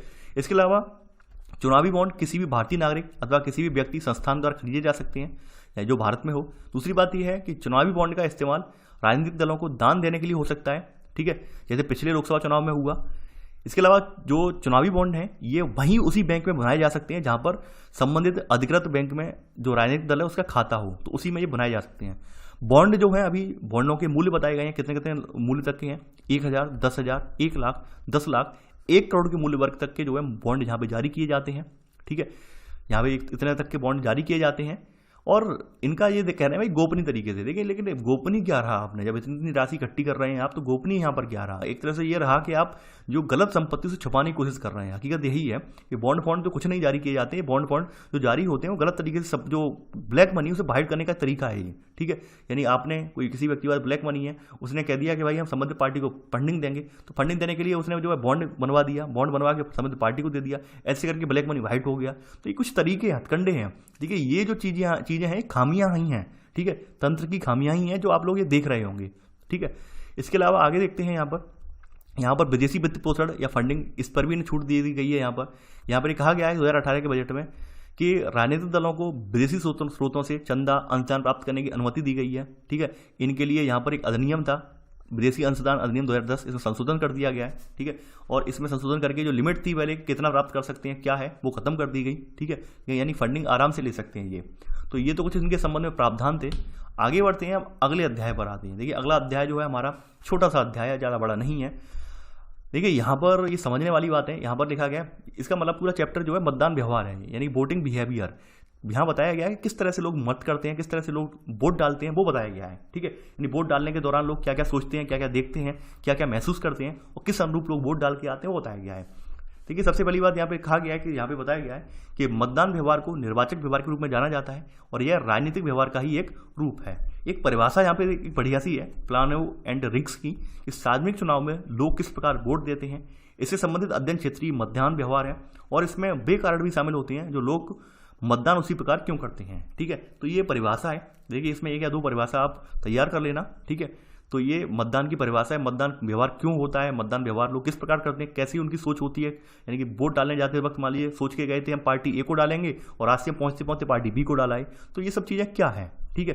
क्यों ऐसा हो जाता है कि भाई हम सोच तो रहे हैं कि हम तो बिल्कुल ईमानदार जुझारू नागरिक को ही वोट डालेंगे और बाद में भ्रष्ट नागरिक को वोट डाला है, ठीक है, नहीं भ्रष्ट कैंडिडेट को वोट डाला है, तो ऐसा क्यों हुआ हमारे लिए, तो वो यहाँ पर बताया गया है। देखिए मतदान व्यवहार का महत्व क्या है, महत्व ये है, देखिए पहली बात यह है कि वोटिंग बिहेवियर जो है, यानी कि वोटिंग बिहेवियर को चुनावी विश्लेषण के तहत रखा गया है और इसे हम सेफोलॉजी कहते हैं। सेफोलॉजी अर्थात चुनाव विश्लेषण राजनीतिक विज्ञान की एक शाखा है जिसमें मतदान व्यवहार का वैज्ञानिक अध्ययन किया जाता है और ये पूछा जाता है सेफोलॉजी, ठीक है, इंटरव्यू में पूछा गया है ये कि सेफोलॉजी अर्थात चुनाव विश्लेषण जो है वो राजनीतिक विज्ञान की एक शाखा होती है जिसमें हम मतदान व्यवहार को वैज्ञानिक रूप से, ठीक है, इसका अध्ययन करते हैं। ये शब्दावली जो सेफोलॉजी है ये प्रचलित जो हुई है वो अमेरिका के राजनीतिक विज्ञानियों ने, ठीक है, इसको लोकप्रिय बनाया है, ठीक है। अब देखिए मतदान का जो अवलेखित इतिहास है इसको क्या कहा जाता है, इसको कहा जाता है ग्रीक पॉलिस, ठीक है, ये ग्रीक पॉलिस तक जाता है, यानी मतदान का जो इतिहास है, वोटिंग का बिहेवियर है वो ग्रीक जो साम्राज्य था वहां तक जाता है, ठीक है। और जो मतदान का जो आधुनिक शब्द है सेफोलॉजी, ठीक है, इसकी उत्पत्ति जो हुई है, ठीक है, ये भी ग्रीक शब्द है एक सेफ्रस, इससे हुई है। एक ग्रीक शब्द है, यानी ग्रीक साम्राज्य का एक शब्द है सेफरस, इससे इसकी उत्पत्ति हुई है। इसका अर्थ होता है मृद भांडों से है जिन पर कतिपय मत उत्कीर्णित रहते थे, ठीक है। यानी कि जो मृदभांड जो होते थे, मिट्टी के बर्तन जो होते थे बड़े बड़े, उन पर मत उत्कीर्णित रहते थे कि भाई ये जो मृदभांड है फलानी वस्तु का है, ये मृदभांड फलानी वस्तु का है, आप इसे ना लें, इसे लेने से आप इसमें जहर भी हो सकता है, ठीक है। तो इन्हें यहाँ पर नाम दिया गया था सेफरस। तो उसी के अकॉर्डिंग यहाँ पर अभी जो इसे बाद में सेफ्रोलॉजी नाम दिया गया, ठीक है। इसका मतलब होता है चुनाव विश्लेषण, ठीक है। अब देखिए यहाँ मतदान व्यवहार की कुछ चीज़ें हैं बताई गई हैं, कैसे कैसे हैं कि पहली बात यह राजनीतिक समाजीकरण की प्रक्रिया को समझने में सहायक होता है मतदान व्यवहार। इसके अलावा जो अभिजात्य वर्ग है, यानी जो हमारा एलीट क्लास है, जिसे हम विशिष्ट वर्ग बोलते हैं, और या फिर कॉमन हमारे पीपल्स हैं, यानी कॉमन आदमी हैं, कॉमन मैन हैं, उनके जो व्यवहार है, यानी वो लोकतंत्र में कैसे भूमिका निभा रहे हैं, किस तरह से वोट दे रहे हैं, ठीक है। तो उनके अंत्येष्टिकरण की जांच करने में भी सहायक होता है ये, ठीक है। आगे बढ़ते हैं। इसके अलावा यहाँ पर कुछ और बातें कही हैं, ये इस बात पर भी प्रकाश डालता है कि चुनावी राजनीति किस हद तक अतीत से जुड़ी है या विच्छेदित है। यानी कुछ लोग क्या होते हैं, पूर्वाग्रहों से ग्रसित होते हैं। यानी मान लीजिए उस क्षेत्र में जैसे हमारे यहाँ लोकतंत्र स्थापित हो गया है, जैसे मैंने एग्जाम्पल दिया था, कुछ जगहों पर क्या होता है कि जो राजा थे पहले, जो आज़ादी से पहले राजा वगैरह रहे थे, तो अभी भी उस क्षेत्र की प्रजा वगैरह है वो मानसिक रूप से उनकी गुलाम है। तो राजा वगैरह अगर खड़े हो जाएं तो लोग ये नहीं सोचते हैं कि मैं लोकतंत्र है, लोकतंत्र में अपनी मर्जी से किसी कैंडिडेट को चुनेंगे, तो वो राजा को ही वोट डालेंगे। तो ये चीज़ें भी अध्ययन करने वाली बात है कि ऐसा क्यों हो रहा है। तो ऐसा इसलिए हो रहा है क्योंकि वो किसी पूर्वाग्रह से ग्रसित हैं, ठीक है, अतीत से जुड़े हुए हैं, इसलिए अपने राजा को वोट डाल रहे हैं वो, ठीक है। जबकि लोग स्वतंत्र हैं वोट डालने के लिए, फिर भी वो अपने राजा को डाल रहे हैं वोट। तो इन सब का हम अध्ययन कर सकते हैं, ठीक है। इसके अलावा ये आधुनिकता और प्राचीनता मापने में सहायता करता है, ठीक है। राजनीतिक विकास में आधुनिकता क्या है, प्राचीनता क्या है, इसको मापने में सहायता करता है, ठीक है। सबसे इंपॉर्टेंट बात है निर्णय निर्माण की प्रक्रिया, कि निर्णय निर्माण किस प्रकार से कर रहे हैं वोट डालने जाते समय, वो बताता है यहाँ पर। देखिए मतदान व्यवहार के निर्धारक कौन कौन से हैं, तो उनकी यहाँ पे व्याख्या बताई गई है।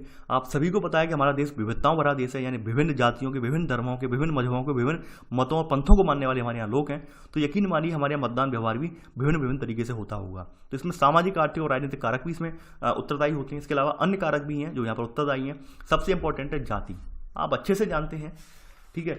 ये जो चीज़ है भारत में सबसे ज़्यादा ऊपर रखी गई है, सबसे ज़्यादा हावी यही है, ठीक है। यानी मोस्टली स्टेट्स में जो चुनाव होते हैं वहाँ पर जो वोटिंग वगैरह होती है वो इसी पर आधारित होती है, इसी पर आधारित वोटिंग होती है, ठीक है। यानी लोग ये देखते हैं भाई हमारी जाति का कैंडिडेट है, हम अपनी जाति के कैंडिडेट को वोट डालेंगे, ठीक है। और हम अपने जाति के कैंडिडेट को वोट डालेंगे तो कहीं ना कहीं हमारी जाति का उत्थान होगा। लोग एक अपनी जाति से जुड़े हुए हैं आज भी, ठीक है। उनकी संकीर्ण सोच यही दिखाती है कि भाई अपनी वो जाति से ऊपर उठकर सोच ही नहीं पा रहे हैं, ठीक है। तो यहाँ पर ये यही बात है, जाति के बारे में आप ऑलरेडी जानते हैं। और रजनी कोठारी ने एक बात भी कही है कि भारतीय राजनीति जातिवादी है और जाति जो है वो राजनीतिकृत है, यानी जातियाँ जो है वो राजनीति से घिरी हुई हैं, जबकि भारतीय राजनीति जो है जातिवादी जाति है, यानी भारतीय राजनीति जो है जाति से ही चल रही है और जातियाँ जो है वो ऑलरेडी राजनीतिकृत हैं। उनके अंदर इतनी राजनीति जातियों के अंदर भरी हुई है कि वो अपने पराये में यही विभेद करती हैं कि भाई ये हमारी कास्ट का है इसलिए हम फेवर कर रहे हैं। यानी आपने देखा होगा कि जातियों के अकॉर्डिंग ही लोग न्याय की मांग करते हैं। यानी लोग देख लेते हैं मान लीजिए सेम कास्ट का कैंडिडेट है तो उसके लिए अपनी जाति का है तो उसे बचाने की कोशिश करेंगे कि भाई ये हमारे कास्ट का है, हमारी कास्ट के लोग की संख्या ज़्यादा है तो इसे जो है यहाँ पर सजा नहीं होनी चाहिए, वो बचाने की कोशिश करते हैं। तो ये चीज़ें आप भारतीय लोकतंत्र में आप देखते आए होंगे, ठीक है। इसके अलावा यहाँ पे पॉल ब्रॉस हैं, इन्होंने एक भारतीय मतदान व्यवहार में कहा है कि स्थानीय स्तर पर देहात में मतदान व्यवहार का सबसे बड़ा कारण यहाँ पे भारत में जाति एकता है, ठीक है। यानी कि ज़्यादातर जो बड़ी और महत्वपूर्ण जातियाँ होती हैं ये अपनी जाति के जो नामी गिरामी कैंडिडेट होती हैं उन्हीं के फेवर में मतदान करती हैं। देखिए ये सब चीज़ें जो है मौके रूप से समझने वाली हैं, लिखने लायक नहीं है, ये आपको मैं बता देता हूँ। और आप चाहें तो जो इंपॉर्टेंट जैसे रजनी कोठारी वाला कथन है ये कथन आप डाल देना, ठीक है। आगे बढ़ते हैं धर्म। देखिए हमारे देश में धर्म का भी एक अहम रोल है, यानी कि लोग, हमारा देश कहने को तो धर्मनिरपेक्ष राष्ट्र है लेकिन फिर भी हम चुनाव के दौरान धर्म ढूंढते हैं। सांप्रदायिकता का जो प्रचार होता है हमारे देश में, सांप्रदायिकता के प्रचार में हम यहाँ पर तमाम तरह के हिंदू, मुस्लिम, सिख, ईसाई वाले धर्म ढूंढते हैं। भाई हम इस धर्म से बिलोंग करते हैं तो हम अपने धर्म के कैंडिडेट को वोट देंगे, ठीक है। हमारा धर्म की विचारधारा को फॉलो कर रहा है कैंडिडेट वो, तो इस तरह से वोट भी करते हैं। यानी सबसे ऊपर तो जाति रखते हैं, जाति के अलावा धर्म देखते हैं, जाति ना देखें धर्म देखते हैं फिर हम, ठीक है। धर्म के अलावा भी हम फिर क्या देखते हैं, भाषा देखते हैं, यानी कि कौन हमारी भाषा से बिलोंग करता है। मान लीजिए फॉर एग्जाम्पल देता हूँ आपको, मान लीजिए आपके यहाँ कोई कैंडिडेट, आपके यहाँ से मान लीजिए कोई आपके यहाँ से आपके संबंधित राज्य से कोई ऐसा कैंडिडेट है, मान लीजिए तमिलनाडु का कैंडिडेट है और उत्तर भारतीय राज्यों में जहाँ पर भाषा हिंदी है वहाँ बोली जाती है, वहाँ से आके चुनाव लड़ता है, तो काफ़ी सारे लोग यही देख लेते हैं भाई ये कैंडिडेट हमारी भाषा ही नहीं जब समझेगा तो इसे वोट देने से फायदा ही क्या है। तो भाषा भी एक कारक है, भाषा के अकॉर्डिंग भी लोग वोट देते हैं, ठीक है। जैसे तमिलनाडु में डीएमके और आंध्र प्रदेश में टीडीपी जैसे दल, ये उदय जो हुआ है भाषाई आधार पर ही हुआ है, ठीक है। क्षेत्रवाद, देखिए क्षेत्रवाद की भावना आप ऑलरेडी जानते हैं, हर आदमी के अंदर कहीं ना कहीं क्षेत्रवाद, उप क्षेत्रवाद की भावना है। आपने देखा होगा कि तमाम लोग, जैसे फॉर एग्जांपल दिल्ली में आप सभी लोग जानते हैं कि विभिन्न राज्यों से लोग जा जाकर वहाँ पर नौकरी पेशा के लिए जाते हैं, फिर बाद में उन लोगों की पर्टिकुलर बस्तियाँ टाइप बन गई हैं। तो आपने देखा होगा जब दिल्ली के चुनाव वगैरह हुए थे तो कुछ बिहार साइड के लोग थे, यूपी साइड के लोग थे, तो उन्होंने अपने अपने फेवर के जो कैंडिडेट थे, यानी उन्होंने देख दिया भाई ये कैंडिडेट हमारे बिहार का ही है और दिल्ली में आके रह रहा है, यहाँ से चुनाव लड़ रहा है, इसी को वोट डालेंगे हम। तो ये क्षेत्रवाद की भावनाएं होती हैं, ठीक है, यानी हम अपने क्षेत्र विशेष से बिलोंग करने वाले लोगों को ही वोट डालेंगे। यानी अब हम दिल्ली में रहने गए हैं, अब हम राजस्थान से बिलोंग करते हैं, वहाँ पर राजस्थानी लोगों की कम्युनिटी है पूरी 500-600 आदमी होगी, और वहाँ से कोई कैंडिडेट खड़ा हो रहा है तो हम देखेंगे भाई राजस्थान का हमारा कैंडिडेट है, इसे ही हम वोट डालें। तो ये क्षेत्रवाद की भावना है ये, ठीक है। आगे बढ़ते हैं, व्यक्तित्व। अब ये बात आप ऑलरेडी जानते हैं कि करिश्माई व्यक्तित्व वाले जो लोग होते हैं, जिनकी जो वाणी में बाकुपटता होती है, यानी कि बोलने में बहुत चतुर होते हैं, उनको तो अपने आप हम वोट दे आते हैं। जैसे जवाहरलाल नेहरू हुए, आपके इंदिरा गांधी हुई, राजीव गांधी हुए, जयप्रकाश नारायण हुए, अटल बिहारी वाजपेयी हुए, नरेंद्र मोदी जी हुए। ये कुछ लोग जो हैं ये व्यक्तित्व के आधार पर उन्होंने पार्टी को चमकाया है, चाहे वो कांग्रेस के हों या बीजेपी के हों, ठीक है, उनके नाम आपके सामने लिखे हुए हैं, ठीक है। तो करिश्माई व्यक्तित्व ये भी आप कल ऑलरेडी देख चुके हैं। देखिए सब चीज़ें आप ऑलरेडी पढ़ चुके हैं कल ही। धन, देखिए धन का तो आप साफ साफ लिखा है, वोट के बदले नोट का खुलेआम प्रचलन होता है, ठीक है।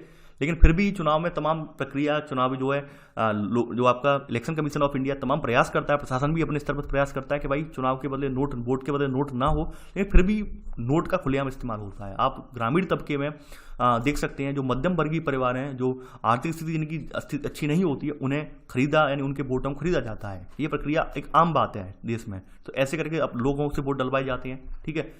तो यहाँ पर पॉल ब्रॉस ने एक बात फिर यहाँ पे कही है, कि पॉल ब्रॉस ने यहाँ पे वेब इलेक्शन, ठीक है, वेब इलेक्शन को इस प्रकार परिभाषित किया कि वेब इलेक्शन वह है जिसमें मतदाताओं के बीच एक ही दिशा में प्रवृत्ति बननी शुरू होती है, ठीक है, जो किसी एक राष्ट्रीय दल अथवा उसके नेता के पक्ष में होती है। यानी वेब इलेक्शन का मतलब होता है कि किसी एक राजनीतिक दल के प्रति प्रवृत्ति बनना शुरू होना, ठीक है, इसे हम वेब इलेक्शन कहते हैं, ठीक है। तो ये भी प्रवृत्ति आती है इसमें। तो हमारे यहाँ धन, यानी कि धन के बदले पर भी हमारे यहाँ वोट खरीदे जाते हैं, बेचे जाते हैं, ये भी आप जानते हैं। इसके अलावा सत्ताधारी दल का प्रदर्शन, आप सभी पता होगा कि सत्ताधारी दल जो होते हैं अपने अपने चुनावी घोषणा पत्र जो होते हैं, मैनिफेस्टो जिन्हें बोलते हैं, वो जारी करते हैं। उनमें तमाम घोषणाएं लिखते हैं कि भाई हम ये वादे पूरे करेंगे, ये वादे पूरे करेंगे। जैसे एक यूपी का एग्जांपल देता हूँ। यूपी में जो सपा सरकार थी, समाजवादी पार्टी की सरकार थी, तो उसमें अखिलेश सरकार ने घोषणा कर दी कि हम जो 12th पास स्टूडेंट हैं उन्हें लैपटॉप देंगे। तो इस आधार पर 12th पास स्टूडेंटों की संख्या ज़्यादा थी, भाई वो युवा थे, 18 साल के ऊपर हुए थे, उन्हें विश्वास था कि भाई ऐसा हमने अगर सरकार बनवा दी तो हमें लैपटॉप मिल जाएंगे। तो वही हुआ, जब जैसे ही सपा सरकार यूपी में बनी तो सपा सरकार ने बनते ही जो जितने भी 12th पास कैंडिडेट थे उन सभी को लैपटॉप दिलवा दिए। तो ऐसे करके जो वादे किए जाते हैं, इनके वादों के आधार पर भी जो मैनिफेस्टो में दिए जाते हैं वादे, हम ये देंगे, ये वो देंगे, तो लोग तत्काल फिर वोट कर देते हैं, ठीक है। आगे बढ़ते हैं। इसमें देखा गया है इस प्रकार जो एंटी इनकम्बेंसी फैक्टर, जिसका अर्थ होता है सत्ताधारी दल के कार्य के प्रदर्शन के असंतोष निर्वाचकीय व्यवहार का एक निर्धारक तत्व है। यानी कि इनकम्बेंसी फैक्टर जो होता है, यानी कि मान लीजिए किसी सत्ताधारी दल का जो मैनिफेस्टो है उसे हम यानी उसे समर्थित नहीं है, उसे हम नहीं मान रहे हैं और हम फिर वोट नहीं डाल रहे हैं, तो ये इसे एंटी इनकम्बेंसी फैक्टर बोलते हैं। ये सब देखिए राजनीतिक शब्द हैं। और जो भाषा है, भाषा में ऑलरेडी बता चुका हूँ, एग्जाम्पल रियल लाइफ के एग्जाम्पल में दे रहा हूँ जो आप देख सकते हैं। इसके अलावा दलीय पहचान होती है, यानी किस दल की पहचान किस रूप से है। यानी कुछ दल आपने देखा होगा, वामपंथी, उदारवादी, दक्षिणपंथी दल आपने देखे थे, यानी किस दल की क्या विचारधारा है, क्या मतलब इनकी पहचान है, ठीक है। तो उसी आधार पर मतदान व्यवहार होता है, दलीय पहचान के आधार पर होता है। इसके अलावा दलीय जो भूमिका होती है भावनात्मक रूप से, मान लीजिए कोई दल तमाम ऐसे दल होते हैं, जैसे आपने पता होगा कि लाल बहादुर शास्त्री जब थे तो उस समय जय जवान जय किसान वाला जो नारा था उनका, ठीक है, तो उसने उस समय की जो हमारे देश की जनसंख्या का एक बड़ा तबका जो कृषि कार्य में लगा था, उसने पूरा रुख मोड़ दिया था, ठीक है। उसने अपना पूरा वोट जो होता है वो लाल बहादुर शास्त्री जी को दिया था, ऐसे करके। तो ये कुछ नेता होते हैं जिनसे दल की पहचान बनती है, ठीक है, ये दल की आइडेंटिटी बनती है, ये किसान का हितैषी है, पूंजीवादियों का हितैषी है, फलाने का हितैषी है, ये है वो है, ठीक है। तो ये दलीय पहचान ऐसे करके लोगों की बन जाती है, एक भावनात्मक रूप से जुड़ जाती है, ठीक है। यानी दल की जो पहचान होती है भावनात्मक रूप से लोगों से जुड़ जाती है, उस अकॉर्डिंग जो है लोग वोट देते हैं। विचारधारा में वही आ जाता है कि आप किस विचारधारा के समर्थक हैं, वामपंथी विचारधारा है आपकी, या फिर उदारवादी है, या फिर दक्षिणपंथी है। अब उसके अलावा विचारधारा में भी यहाँ पर आप विचारधारा में साम्यवाद को फॉलो कर रहे हैं, समाजवाद को फॉलो कर रहे हैं, पूंजीवाद को फॉलो कर रहे हैं, यानी केवल आप बड़े बड़े उद्योगपतियों को फॉलो कर रहे हैं, लोकतंत्र को फॉलो कर रहे हैं, धर्मनिरपेक्षता को फॉलो कर रहे हैं, देशभक्ति को फॉलो कर रहे हैं, किसको फॉलो कर रहे हैं, ठीक है, वो आता है। तो देखिए मोस्टली जो आप सभी जानते हैं, सभी लोग जो होते हैं सम्मिलित रूप से, मिश्रित रूप में सब चीज़ों को फॉलो करते हैं। विचारधारा मिश्रित रूप में सभी यही सब विचारधारा होती है, क्योंकि मिश्रित रूप में नहीं होगी तो यकीन मानिए ये फैक्टर हमारे देश में राजनीति को प्रभावित करेंगे। तो विचारधारा भी मायने रखती है, ठीक है, कि भाई कोई हिंदूवादी विचारधारा से समर्थक है, कोई मुस्लिमवादी विचारधारा है, कोई हिंदू राष्ट्र की परिकल्पना करता है, कोई मुस्लिम राष्ट्र की करता है, तो उस अकॉर्डिंग में हमारे यहाँ वोट दिए जाते हैं। इसके अलावा ये सब और कारक लिखे गए हैं, आयु, लिंग, वृद्धि, इतना इनका ज़्यादा रोल नहीं है, आप सब पढ़ लेना ये, ठीक है। इसके अलावा मीडिया की भूमिका क्या है चुनाव प्रचार में, ठीक है। देखिए मीडिया की भूमिका ये है सूचना प्रसार करना है कि कब, यानी सबसे बड़ी बात यह है कि मतदाताओं को कुछ बुनियादी जो जानकारी इसको देना है कि चुनाव कब होंगे, कहाँ होंगे, कैसे होंगे, ये जानकारी मीडिया से ही मिलती है। और कोई परिवर्तन वगैरह चुनाव में होता है, चुनाव की डेट में परिवर्तन वगैरह होता है, सीटों में फेरबदल होती है, उसकी जानकारी भी मीडिया के जरिए मिलती है, ठीक है। इसके अलावा आदर्श आचार संहिता और अन्य कानून, देखिए आपको पता होगा मीडिया लोगों को एक सचेतक की भांति कार्य निभाती है, इन लोगों को समय समय बताती रहती है कि आप कोई भी ऐसी घटनाएं, कोई भी ऐसी अनैतिक कृत्य ना करें जिससे हमारे प्रशासन को या इलेक्शन कमीशन ऑफ इंडिया जो यानी कि जो निर्वाचन करवा रहा है उसको दिक्कत हो और बाद में वो आपकी कानूनी कार्रवाई भी कर सकता है। तो वो सब चीज़ें आपको बताई जाती हैं, ठीक है। आदर्श आचार संहिता का उल्लंघन ना हो इसके लिए तमाम रूल्स रेगुलेशन बताए जाते हैं टीवी के जरिए, ठीक है। तो ये बातें यहीं पर यहाँ पर लिखी गई हैं, ठीक है। यानी मीडिया जो है राजनीतिक कार्यकर्ताओं, मतदाताओं को आदर्श आचार संहिता पर संवेदनशील करता है और बल्कि उन कानून के प्रति भी जो चुनाव का प्रशासन करते हैं उनको बताता है ये, ठीक है। अब देखिए हमारे ये बहुत इंपॉर्टेंट है, चुनाव कानूनों का पालन करना, ये जो पैरा है ये बहुत इंपॉर्टेंट है, ठीक है। देखिए चुनाव के स्तर पर आपको पता होगा मीडिया जो है हर स्तर पर सक्रिय रहता है, यानी मीडिया को भी चुनाव के कानून का पालन करना पड़ता है। लेकिन ऐसा नहीं है कि मीडिया को चुनाव के कानून का पालन करता है, मीडिया के लिए भी कुछ यहाँ पर जो है निर्बंधन बनाए गए हैं, मीडिया को भी यहाँ सीमित किया गया है। और कुछ कानून हैं यहाँ पर, ये बहुत इंपॉर्टेंट है और इन्हें आपको लिख लेना पड़ेगा और इन्हें रटना भी पड़ेगा, ये पूछे जाते हैं। देखिए जनप्रतिनिधित्व अधिनियम की धारा 1951 जो है, इसकी धारा 126, इसमें यह प्रावधान है कि चुनाव सामग्री के सिनेमेटोग्राफी, टेलीविजन या अन्य ऐसी उपकरणों के माध्यम से चुनाव संपन्न होने के 46 घंटों के प्रदर्शित करने से रोकती है। यानी कि ये सब जो चीज़ें हैं, यानी चुनाव सामग्री हो, चुनाव कहाँ से कहाँ जा रहा है, कैसे जा रहा है, तो 46 घंटों के अंदर प्रदर्शित करने पर रोक लगाती है, ठीक है। यानी 46 घंटों के अंदर आप ये कवरेज नहीं कर सकते हैं, किस तरह से प्रक्रिया ये चल रही है, ठीक है, किस तरह से यहाँ पर जो अंदर की प्रक्रिया है, ठीक है, वो यहाँ पर आप नहीं दिखा सकते हैं। यहाँ पे कुछ चीज़ें उन पर निर्बंधन लगाया गया है। देखिए यहाँ पर स्पष्ट रूप से ये बताई नहीं गई है, वैसे जो चीज़ें जो बताई गई हैं वो थोड़ा सा इनमें हेरफेर किया गया है। क्योंकि आपने पिछली अभी अध्याय में देखा था कि चुनाव के दौरान जो मीडिया होती है, मीडिया को वहाँ जाने की अनुमति होती है, पास बनाए जाते हैं और मीडिया वहाँ भी कवरेज ले सकती है। लेकिन यहाँ पर ये लिखा गया है कि धारा चुनाव सामग्री के सिनेमेटोग्राफी, चुनाव सामग्री जो है जैसे ईवीएम हुई, क्या क्या हुआ, उससे संबंधित जो है प्रावधान, उससे संबंधित जो तथ्य हैं उनको उजागर नहीं करेगी कि ईवीएम कितनी आई हैं, ईवीएम कितनी गई हैं, ये बात यहाँ पे कही गई है, ठीक है। आगे बढ़ते हैं, इसकी धारा अगली धारा है 126A, ये भी इंपॉर्टेंट है। इसमें वही एग्जिट पोल, यानी एग्जिट पोल कब से कब तक है, जो पहले चरण का चुनाव शुरू होगा और अंतिम चरण के चुनाव संपन्न होने के आधे घंटे बाद तक एग्जिट पोल नहीं आएंगे, उसके बाद एग्जिट पोल जारी हो सकते हैं। एग्जिट पोल का मतलब यही होता है कि आप जो बिल्कुल स्पष्ट बहुमत दिखा देते हैं कि भाई फलानी पार्टी को इतनी सीट मिल रही है, फलानी को इतनी मिल रही है, तो कहीं ना कहीं अगर आप पहले दिखा देंगे तो यकीन मानिए लोगों का ब्रेन वॉश हो जाएगा, लोगों का जो है ध्यान भंग हो जाएगा। लोग यही सोचेंगे भाई फलानी पार्टी जीत रही है तो हम हारने वाले को वोट क्यों डालें, ठीक है। तो ये चीज़ों पर रोक लगाई गई है और ये रोक लगाई गई है एग्जिट पोल पर, ये धारा 126A के तहत, जनप्रतिनिधित्व अधिनियम की धारा 1951 की धारा 126A के तहत लगाई गई है, ठीक है। तो ये आप याद रखना, ये मोस्ट इंपॉर्टेंट है और अक्सर पूछी जाती है एग्जिट पोल के संदर्भ में, ठीक है। इसके अलावा जनप्रतिनिधित्व अधिनियम की धारा 127A भी है, इसमें चुनाव संबंधी पंपलेट, पोस्टर आदि का जो मुद्रण है, प्रकाशन है, ठीक है, यानी मुद्रण है, प्रकाशन है, ये सब चीज़ें हैं, ठीक है, आदि इसके द्वारा शासित होता है। और इसके अंतर्गत ऐसी मुद्रित सामग्री पर मुद्रक एवं प्रशासन का नाम पता मुद्रित रहेगा। यानी कहने का मतलब ये है कि यहाँ पर ये कहा गया है कि जो मीडिया सामग्री है, जो यहाँ पर जो चुनाव संबंधी पंपलेट वगैरह हैं, जहाँ से प्रिंट करवाए जाएंगे, जिस प्रिंटिंग प्रेस से ऑफसेट से प्रिंट करवाए जाएंगे, उसका नाम लिखा होगा। क्योंकि ऑफसेट वगैरह को उस समय परमिशन लेनी पड़ती है, उन्हें परमिशन मिली होती है कि भाई आप ये सामग्री यहाँ पर प्रिंट कर सकते हैं, ठीक है। तो वही बात यहाँ पे लिखी गई है। इसके अलावा भारतीय दंड संहिता की एक धारा है 171H, इसमें लिखा गया है कि चुनाव लड़ रहे उम्मीदवारों की बिना अनुमति के बिना विज्ञापन आदि खर्चों पर रोक लगाता है, यानी इनकी अनुमति होनी चाहिए, ठीक है। अनुमति के बिना ये विज्ञापन आदि नहीं लगाएंगे, यहाँ पर ये कहा गया है। तो ऐसे करके 4 प्रावधान है चुनाव संबंधित, इन्हें आप याद रखना, 126, 126A, 27A और 171H, ठीक है। इसके अलावा मतदान शिक्षण सहभागिता, यानी आप ये जानते हैं कि जो मीडिया है ये हमें मतदान कैसे करना है, कैसे कैसे वोट पड़ता है, ठीक है, कब कब हमें अपना मतदान प्रयोग करना है। देखिए ये तमाम डिबेट वगैरह करवाते हैं कि कैसे करके आपको सक्रिय नागरिक बनकर सक्रिय लोकतंत्र में भूमिका निभानी है, वो सब चीज़ें आप देखते होंगे, ठीक है। इसके अलावा यहाँ पर अगली इकाई यहाँ दिखाई गई है कि सरकारी मीडिया का दायित्व। सरकारी मीडिया जो है तटस्थ रहती है।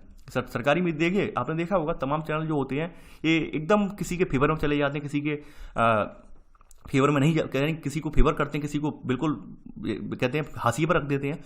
लेकिन सरकारी मीडिया ऐसा नहीं करती। सरकारी मीडिया सभी को समान समय देती है, ठीक है। लेकिन सरकारी मीडिया हमेशा तटस्थ रहती है, न्यूट्रल रहती है। सरकारी मीडिया कभी कोई ऐसा कंटेंट नहीं दिखाती है कि भाई किसी पार्टी को ये लगे भाई ये तो सरकार इनकी चल रही है, इन्हीं सरकार का फेवर कर रही है। यानी मान लीजिए अभी कोई कह दे कि केंद्र में बीजेपी की सरकार है, तो सरकारी मीडिया राज्यों में चुनाव हो रहे होंगे तो बीजेपी का फेवर दिखाए, तो ये ना कह पाए कोई। तो इसलिए सरकारी मीडिया जो है न्यूट्रल रहती है। सरकारी मीडिया इस चीज़ पर कुछ भी नहीं कहती है, वो सभी को समान अवसर देती है, चाहे कांग्रेस वाले हों या बीजेपी वाले हों या अन्य जो राष्ट्रीय स्तर की पार्टियां हैं, इन सभी को समान स्तर देती है। यानी कि जो लोग ये चाहते हैं, बड़े बड़े जो पार्टियां हैं ये चाहती हैं कि भाई हमारा कुछ प्रचार हो, हमारा कुछ जो है कोई जो क्लिप वगैरह है राजनीतिक प्रचार प्रसार हो, तो उन सभी को समान समय दिया जाता है। यहाँ पे लिखा है चुनाव आयोग का प्रसार भारती के साथ अच्छा तालमेल है, जिसके अंतर्गत मान्यता प्राप्त राष्ट्रीय और राज्य स्तरीय दलों को निःशुल्क प्रसारण समय प्रदान किया जाता है, ताकि चुनाव प्रचार प्रसार के मामले में बराबरी के आधार पर लड़ा जा सके, ठीक है। यानी सरकारी मीडिया का दायित्व यही है, तटस्थता पर रहना है, न्यूट्रल रहना है। यानी ये नहीं करना है कि भाई हम सत्ताधारी पार्टी है उसका चुनाव प्रचार केवल कर रहे हैं और संबंधित जो अपोजिशन वाली पार्टी उनका चुनाव प्रचार नहीं कर रहे हैं, ऐसा बिल्कुल भी नहीं करना है, ठीक है। ये बात यहाँ पे सरकारी मीडिया के संदर्भ में बताई गई है, ठीक है। इसके अलावा चुनाव आयोग जो आपका PIB है, DABP है, राष्ट्रीय फिल्म विकास निगम, इनसे भी आह्वान कर सकता है कि ये भी हिस्सेदारी लें, ये भी लोगों को जागरूक करें, ठीक है। तो ऐसे करके तो आपका ये चैप्टर यहाँ पर ही समाप्त हो जाता है। लेकिन चैप्टर में है कुछ नहीं, पूरी व्याख्या है, और यहाँ पर केवल आपको इंपॉर्टेंट इसमें याद करने वाला जो था ये पोर्शन, ये वाला पोर्शन था, ठीक है। ये इस चैप्टर में यही पोर्शन इंपॉर्टेंट था, मतदान बिहेवियर में, ठीक है। इसी के साथ आपका जो चैप्टर 74 भी कंप्लीट हो जाता है। अब देखिए आपको 74 के बाद 75 और 76 एक दिन में आ जाएंगे, फिर 77 और 78 एक दिन में आ जाएंगे, ठीक है। यानी कि इसके बाद आपका जो 79 है, ठीक है, वो एक अलग वीडियो में आएगा, और 80 है, ये दोनों चैप्टर अलग हैं, ठीक है। यानी अब आपको कुल 4 दिन में आपकी जो है यहाँ पर 4 वीडियो और आएंगे इससे संबंधित, और 4 वीडियो में आपकी जो है जो आपकी पॉलिटी है, लक्ष्मीकांत वाली पॉलिटी, ये खत्म हो जाएगी, ठीक है। इसके बाद हम कोई नया सब्जेक्ट स्टार्ट करेंगे। तो चलिए आज के लिए बस नहीं। आई होप आपको वीडियो पसंद आया होगा। देखिए आप लोग वीडियो को लाइक शेयर करना बिल्कुल भी ना भूलें। तो आज के लिए बस नहीं। Thanks for watching. जय हिंद।